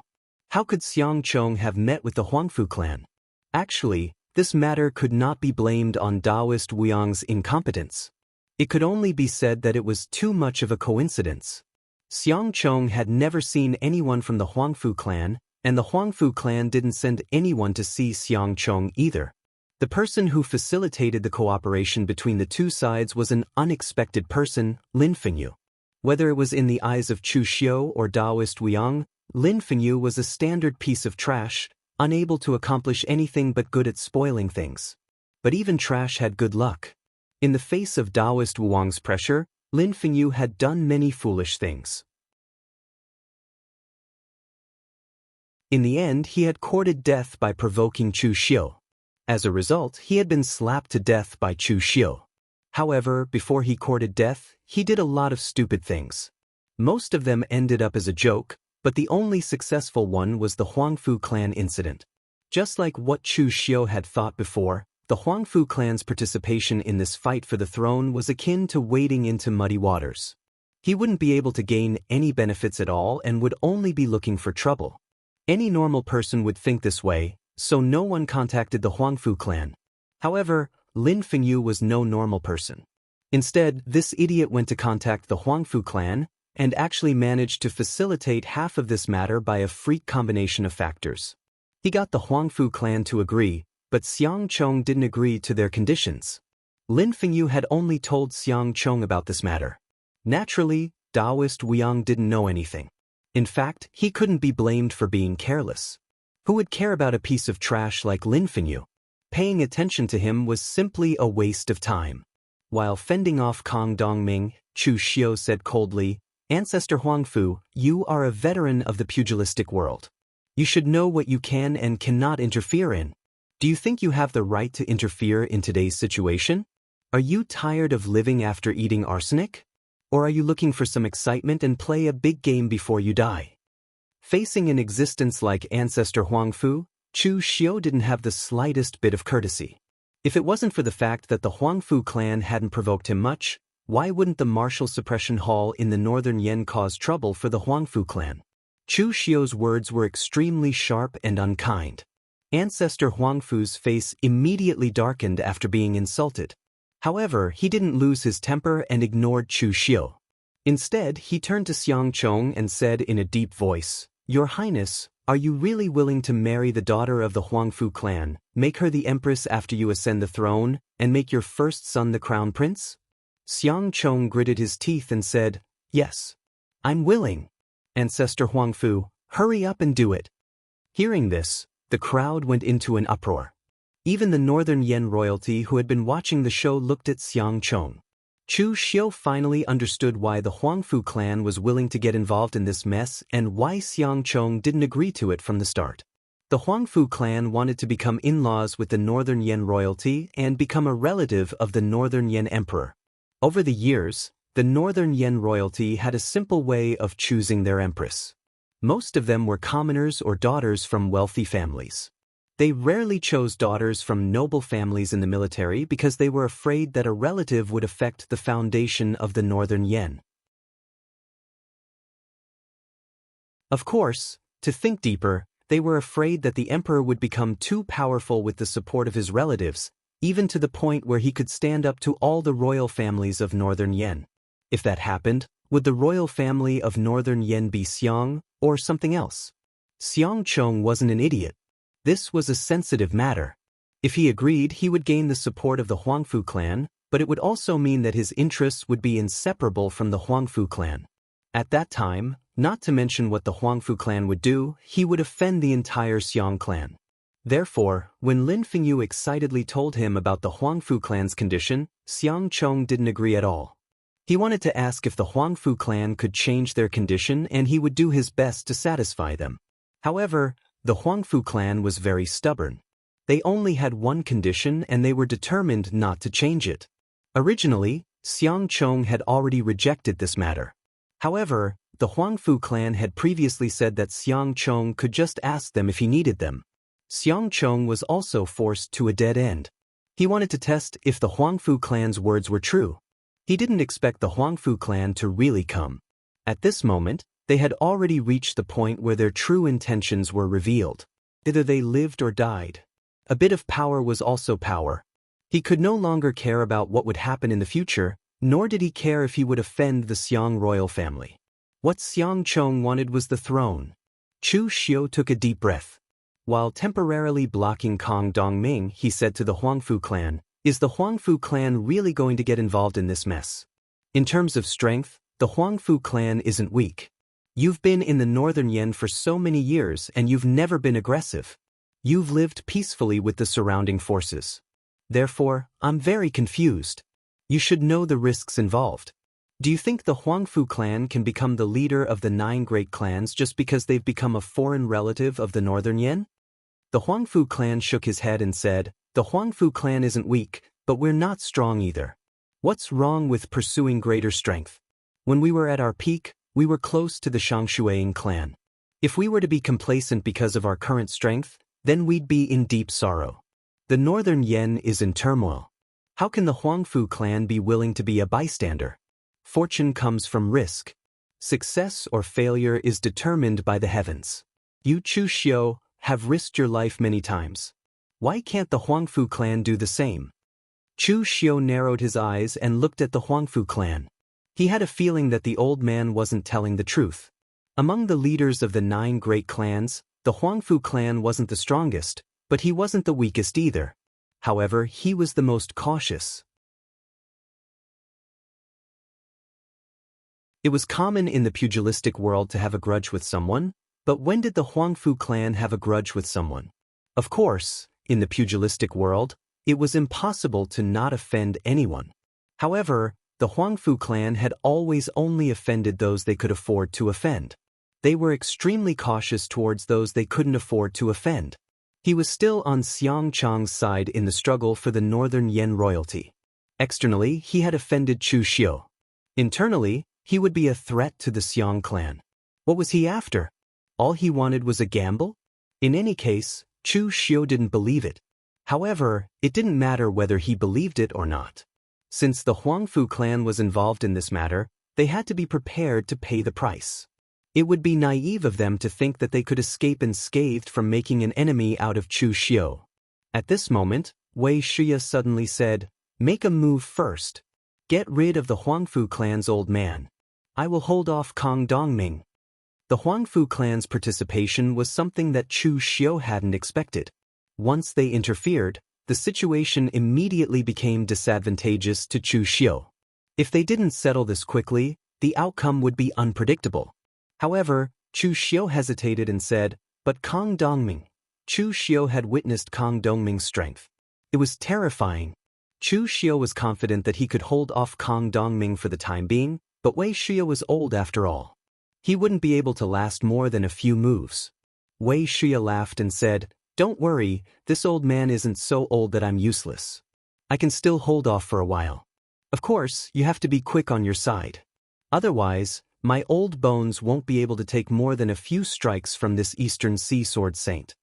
Hearing Wei Shiya's words, Chu Xiu didn't hesitate. He wasn't a wishy-washy person to begin with. He broke away from the battle and charged at Ancestor Huangfu. Looking at the figure of Chu Xiu dashing over, a blood-malevolent qi gushed out from the heavens all of a sudden. This torrential demonic qi swept out, causing the heart of old Ancestor Huangfu to shudder. Ancestor Huangfu didn't have much of a grudge against Chu Xiu before, so he naturally hadn't faced Chu Xiu in such a state. Now that he sensed the terrifying aura coming from Chu Xiu, even he had to admit that he was getting old. Each generation had its own talents, and it was time for his generation to retire from the martial world. However, he still had to fight for his family one last time before he left the martial world. However, Patriarch Huangfu did something that shocked everyone present. He took out a spear. To be precise, it was a broken blood-colored spear with 1/5 of its handle broken off. With a wave of his hand, Ancestor Huangfu's blood gushed into the broken spear, filling up the broken part with fresh blood. In an instant, boundless blood-colored light bloomed. Ancestor Huangfu was fighting with his life on the line.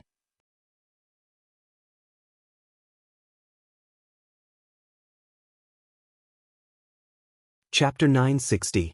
No one had expected Patriarch Huangfu to act this way. The fight for the throne was a battle to the death between Xiang Chong and Xiang Li. For the sake of the future son-in-law of the Huangfu clan, you went to such great lengths and even used your blood energy to repair the blood spear in his hand. Isn't this price a little too high? You're putting your life on the line. In fact, Chu Xiu's prediction was right. Ancestor Huangfu's sudden change in attitude, abandoning his cautious way of doing things, and risking his life to participate in the fight for the throne was not as simple as it seemed. Most importantly, he was about to die. No one knew how old Huangfu ancestor really was. He had never been too ostentatious when he was young, and he had always been protecting the Huangfu clan when he was old. Even in the past 100 years, the number of battles he had fought could be counted. The last time he fought was against Jianghu, but he did not use his full strength even though he was bullying the weak. It wasn't that his lifespan was nearing its end, but an internal injury he suffered when he was young had flared up. The injury had been lurking in his body for nearly 200 years, and he had always thought that it would be fine. He didn't expect it to suddenly erupt this time and almost cost him his life. Patriarch Huangfu had secretly sought out countless renowned doctors in the pugilistic world, but none of them could cure it. The internal injury had already taken root in his body, and he wouldn't be able to withstand another 2 outbursts. It happened so suddenly that Patriarch Huangfu didn't even have time to consider where the Huangfu clan should go from here. With his protection in the past, the Huangfu clan could still develop slowly and cautiously until the next successor could be nurtured. But now, he was suddenly dead. Who knew what the Huangfu clan would face next?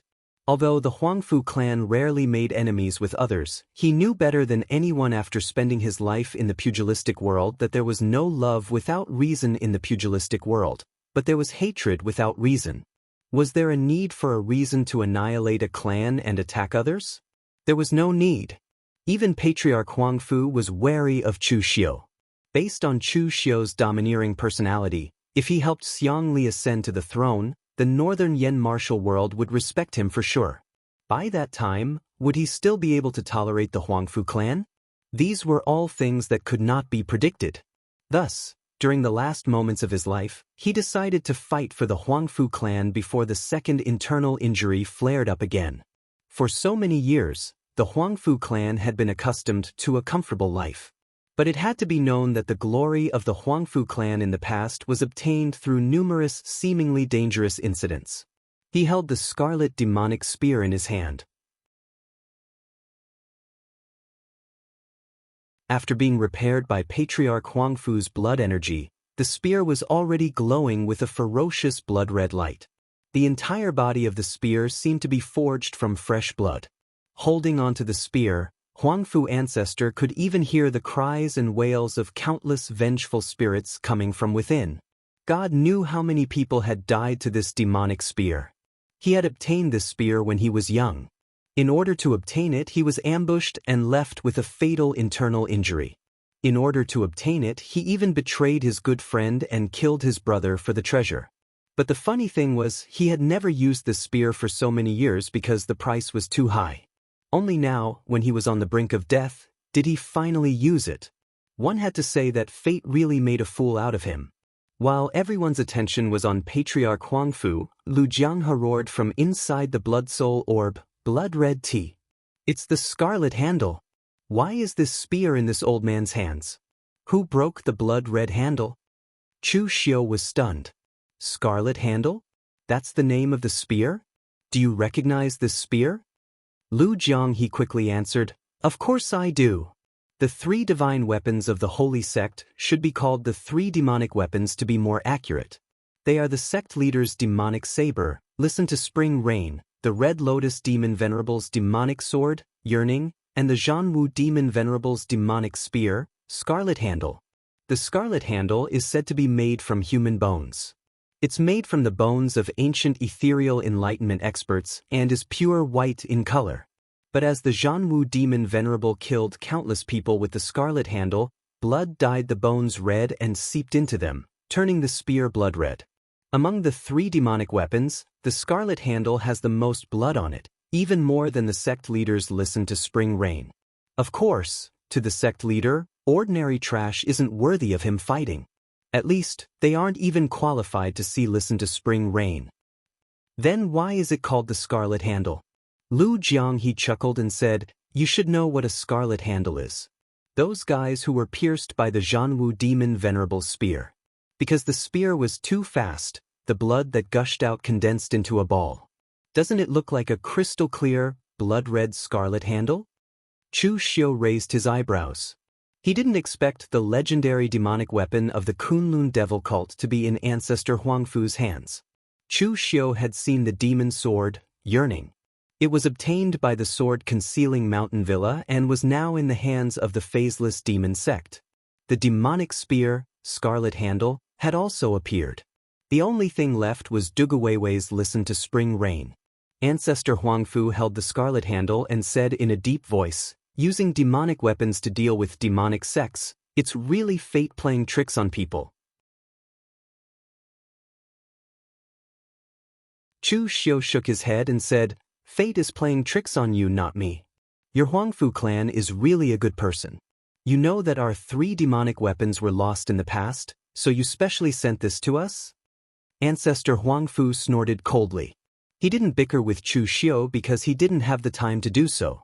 Patriarch Huangfu held the scarlet sword in his hand. Although it was a demonic weapon, it didn't show any signs of rejection because Patriarch Huangfu had repaired it with his own blood. Actually, a weapon was just a weapon. It didn't matter what demonic or divine weapon it was. The most important thing was who was holding it. Golden gang qi shone around ancestor Huangfu's body, but the blood spear shone with boundless blood radiance. As the spear descended, the ferocious aura seemed to have turned into a sea of blood that gushed towards Chu Xiu. Compared to the broken longing yearning sword, the damage to the blood-red handle was very low. Only the handle was broken, and even the weapon spirit was still alive. Chu Xiu furrowed his brows at the ferocious might of this spear thrust. This had clearly exceeded his expectations. Does the scarlet handle have any weaknesses? Chu Xiu asked Lu Jianghe. Lu Jianghe rolled his eyes and said, "How can a weapon have any obvious weaknesses?" In the past, the Jianghu demon lord was known as the #1 battle general of the Kunlun demon sect. His martial path was similar to that of Emperor Qin Qingdi. They were both existences who had tempered their bodies to the extreme. As long as they could use weapons, they wouldn't even want to use their fists. Against the scarlet handle, there's no other way but to take its power head-on. Chu Xiu looked down.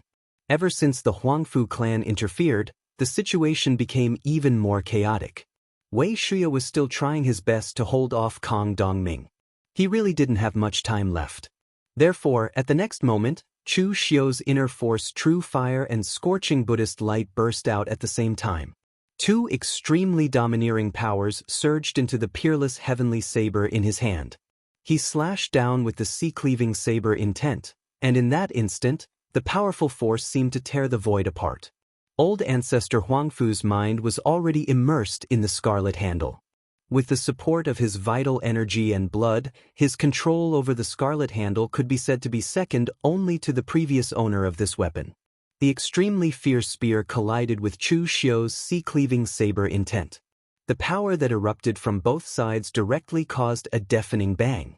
The spirit arrays under their feet began to flash one by one, but they were soon extinguished one after another. It was just like when Kong Dongming and Chu Xiu fought before. They had clearly triggered the protection of the spirit arrays, but in the next moment, the spirit arrays were unable to withstand the powerful force and shattered.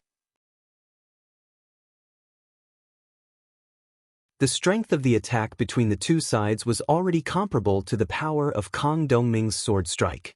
At this time, on the Xiang royal clan side, the people of the Xiang royal clan were actually a little flustered as they watched this group of people fight more and more fiercely. Originally, the Xiang royal clan's old ancestor was still very calm, but as Chu Xiu revealed one trump card after another, and then the Huangfu clan inexplicably intervened, there were too many forces participating in this inheritance war, and the scale was beyond their imagination. If there was still no result after a while, the people of the Xiang royal clan were already planning to take action.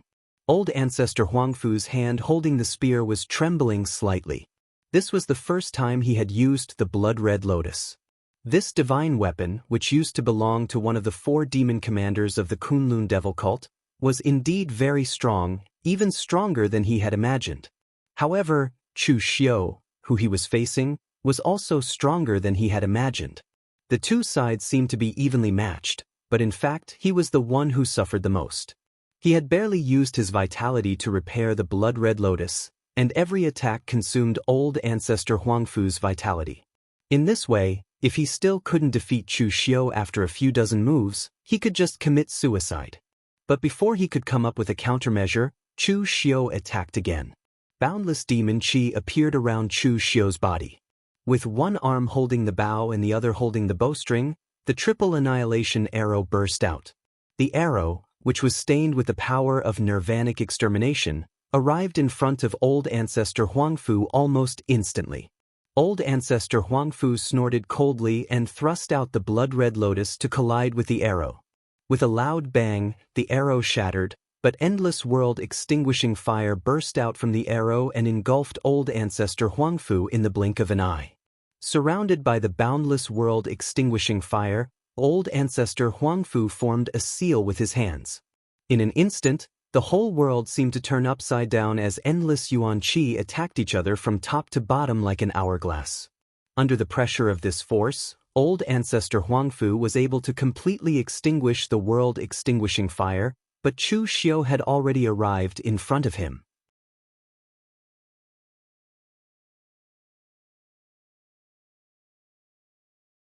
Chapter 961. To Chu Xiu, Patriarch Huangfu was never a threat. It was the same even with the demonic weapon, the blood-red lantern. Was there a need for him to risk his life for someone who could only barely contend with him by relying on an external object? He was not even qualified for Chu Xiu to go all out. However, time was of the essence. The battle below was in a stalemate, and Wei Xia was still struggling to fend off Kong Dongming. Chu Xiu did not have the time to fool around with Patriarch Huangfu. The moment he neutralized the Triple City extinguishing arrow, Chu Xiu had already rushed up to fight Patriarch Huangfu. Chu Xiu's every slash was at its peak. Ancestor Huangfu's body would tremble every time they collided.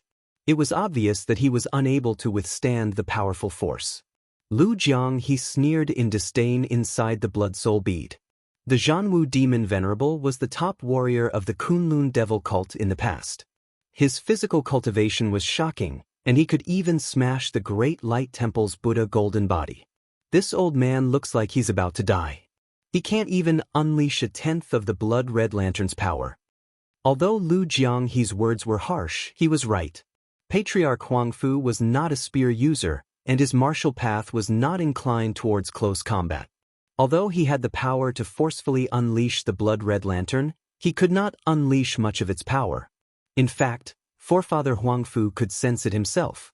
After all, he was a true fire spirit refinement realm cultivator, and he had been through hundreds of battles when he was young.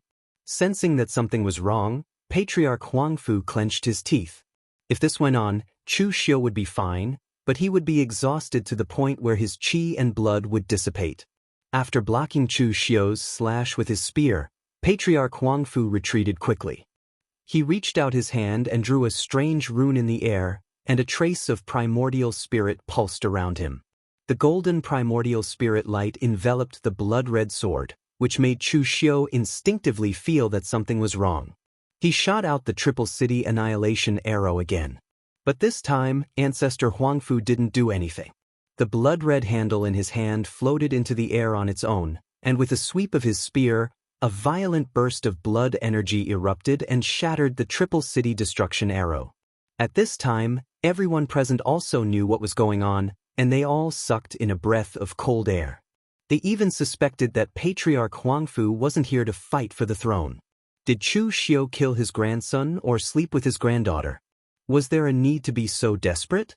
Patriarch Huangfu wasn't burning his blood essence, but his nascent spirit. The Crimson Scarlet handle was a general-level weapon, so Forefather Huangfu was unable to unleash its full potential with his current strength. Using the blood-red lotus was actually a burden to Huangfu ancestor himself. Therefore, he simply burned the power of his primordial spirit and injected it into the blood-red grapes. The weapon spirit within the blood-red grapes was still present. Although it was slightly damaged, it was still complete. It still retained the memories of Demon Venerable Jianghu using it to fight in the past. Therefore, Patriarch Huangfu simply used his own primordial spirit as fuel to nourish the weapon spirit, allowing the blood-red grapes to attack. However, burning one's primordial spirit wasn't the same as burning one's blood essence. The loss of blood essence could still be recovered, but once one's primordial spirit was ignited, it would result in an injury that could never be healed. Of course, this didn't matter to Patriarch Huangfu anymore. After all, he was already prepared to die. Amidst the boundless golden radiance of the primordial spirit, the blood-red grapes pierced towards Chu Xiu with surging blood fiendish qi. It was as if it was dragging a monstrous sea of blood behind it. The sea splitter slashed out and clashed with the spear. In that instant, a loud sound rang out, and a series of tremors spread out in all directions. The might was terrifying. However, the blood-red grapes didn't seem to be damaged at all. The spear's momentum was unrestrained, and its battle-intent soared into the sky. Even Chu Xiu was being suppressed by it. Demon Venerable Jianghu was already so powerful in the past. Even a demonic weapon he left behind is so powerful?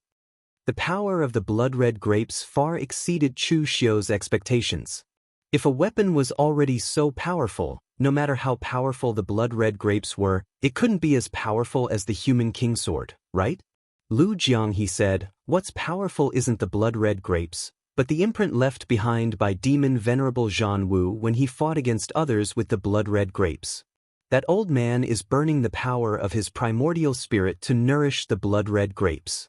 Most importantly, the pure power of his primordial spirit is enough to repair the damaged weapon spirit to a perfect state, completely activating the imprint left behind by demon venerable Jianghu in the past.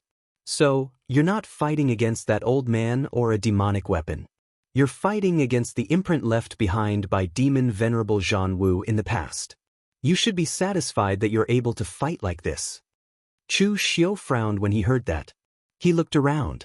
With the addition of the Huangfu clan, his side was already at a disadvantage. After all, Chu Xiu was basically fighting against the imperial family's hall of consecrators, the imperial guards, and the many experts of the Huangfu clan all by himself. Wei Shuya had already blocked a few of Kang Dongming's attacks. He was barely able to block them. If this dragged on, Wei Shuya would probably be in danger as well. There wasn't much time left for Chu Xiu. At this moment, Chu Xiu suddenly thought of something. He suddenly said, "You're saying that the artifact spirit can remember everything about demon venerable Jianghu when he wielded it?" Lu Jiang was baffled. Of course, the blood-red handle is a supreme-grade weapon. The artifact spirit is already strong enough. Isn't it normal for it to remember these things? A strange look flashed across Chu Xiu's eyes. He suddenly thought of a way to get rid of this blood-red handle as soon as possible. When the blood-red handle's spear struck again, Chu Xiu's body instantly erupted with demonic aura. In that instant, Chu Xiu raised his demonic powers to the extreme. After blocking the blood-red handle with his saber, Chu Xiu didn't retreat, nor did he continue to attack. Instead, he reached out and grabbed the tip of the blood-red handle. Even though Chu Xiu had successfully refined his body with true fire and his physical body was able to withstand divine weapons, the blood-red rapier was a supreme-grade divine weapon that belonged to demon Exalt Jianghu. Its sharpness was terrifying. Therefore, in an instant, a stream of blood flowed out from Chu Xiu's hand, seeping into the blood-red rapier. Everyone was stunned at the sight of this. What was Chu Xiu doing? Was he committing suicide or was he courting death? But in the next moment, an unexpected scene appeared. The moment Chu Xiu's blood seeped into the blood-red handle, it actually shuddered and retracted its murderous aura and killing intent. Even the pure primordial spirit power that Ancestor Huangfu had provided to it was expelled from its body, allowing itself to be held by Chu Xiu obediently. The backlash from the primordial spirit caused Ancestor Huangfu to spit out a mouthful of blood. His eyes were filled with despair and disbelief. The others were the same, unable to comprehend what had just happened. Although weapons recognized their masters, since Ancestor Huangfu was able to use the blood-red handle, it meant that the artifact spirit wasn't the type that only recognized one master in its life. As long as it was given the power to kill, anyone could use the blood-red handle. Yet, the blood-red handle had retracted its power before Chu Xiu. Was he the reincarnation of demon venerable Jianghu? Even Lu Jiang couldn't understand what was going on, but Chu Xiu heaved a sigh of relief. His guess was right. The fact that the blood-red handle would retract its power and stay in Chu Xiu's hand obediently had nothing to do with demon venerable Jianghu, but Dugu Weiwei. Previously, Lu Jiang said that the blood-red handle's artifact spirit had memories. Since it could remember the times when it fought alongside demon venerable Jianghu, it could naturally remember Dugu Weiwei's aura. Although Chu Xiu had no idea what the relationship between Dugu Weiwei and Dugu Weiwei was, he had once absorbed a droplet of Dugu Weiwei's blood. The droplet of blood had fused with Chu Xiu's body and even brought him a surge of power. Afterwards, Lu Jiang said that it was the power cultivated from Dugu Weiwei's indestructible devil tome. However, that power had only appeared briefly and never appeared again. So this time, Chu Xiu was also gambling on the fact that Dugu Weiwei's power still remained in his body. After absorbing Chu Xiu's blood, the blood-red handle might be able to recall something. Now, it seemed that it was indeed the case. Not only did it remember its master, it also remembered its master's power. Just as Chu Xiu was about to put Xue Hongdi into the secret space box, Shui Hongdi's body suddenly reflected a wave of energy back. In an instant, the space in front of Chu Xiu's eyes changed. What appeared in front of him was a stretch of scorched land that had been set ablaze by the flames of war. Countless true qi and gang qi shone, and the sounds of weapons clashing and the cries of martial artists rang out continuously. Blood rushed into the sky, and a murderous aura filled the air. On one side of the battlefield, there were all kinds of martial artists. Their faces could not be seen clearly, but some of them were wearing monk robes, some were wearing Taoist robes, some were holding long swords, and some were wearing armor. It was obvious that this was an alliance of countless forces from the pugilistic world. And on the other side, there was a figure that Chu Xiu was very familiar with standing at the forefront. His black robes fluttered in the wind, and he held a scimitar in his hand. The scimitar's body was like a crescent moon, and the blade was a dazzling scarlet. With the crescent moon in front, the blood-red light of the blade was even more dazzling than the light of the sun. There was also a small horizontal line of words carved on the blade. A knight in the small building listening to the spring rain. Duga Weiwei. At this moment, Chu Xiu understood that what he was seeing should be a scene of the great battle between the Kunlun devil cult and the Orthodox sects in the past, which had been recorded by Blood Red Handle. Looking around, he saw a woman wearing a bright red robe standing behind Duga Weiwei, holding the demon sword Long Yearning in her hand. There was also a skinny martial artist shrouded in a black robe, and an existence that could not be seen at all, directly shrouded in black fog. And the one closest to Chu Xiu's vision was a burly martial artist wearing armor. The one holding the demon sword Long Yearning should be Demon Venerable Red Lotus, and the one wearing armor should be Demon Venerable Jianghu. As for the other two, they should be the other two demon venerables of the Kunlun devil cult. Chu Xiu even saw Lu Jianghe, but at this moment, Lu Jianghe did not have the right to stand with Duga Weiwei and the others. Instead, he stood at the back and peeked at Demon Venerable Red Lotus's curvy back, looking a little wretched. You're tuning in to the Han Li's Immortal Journey YouTube channel. Don't forget to subscribe and join us on this journey to catch the most captivating stories.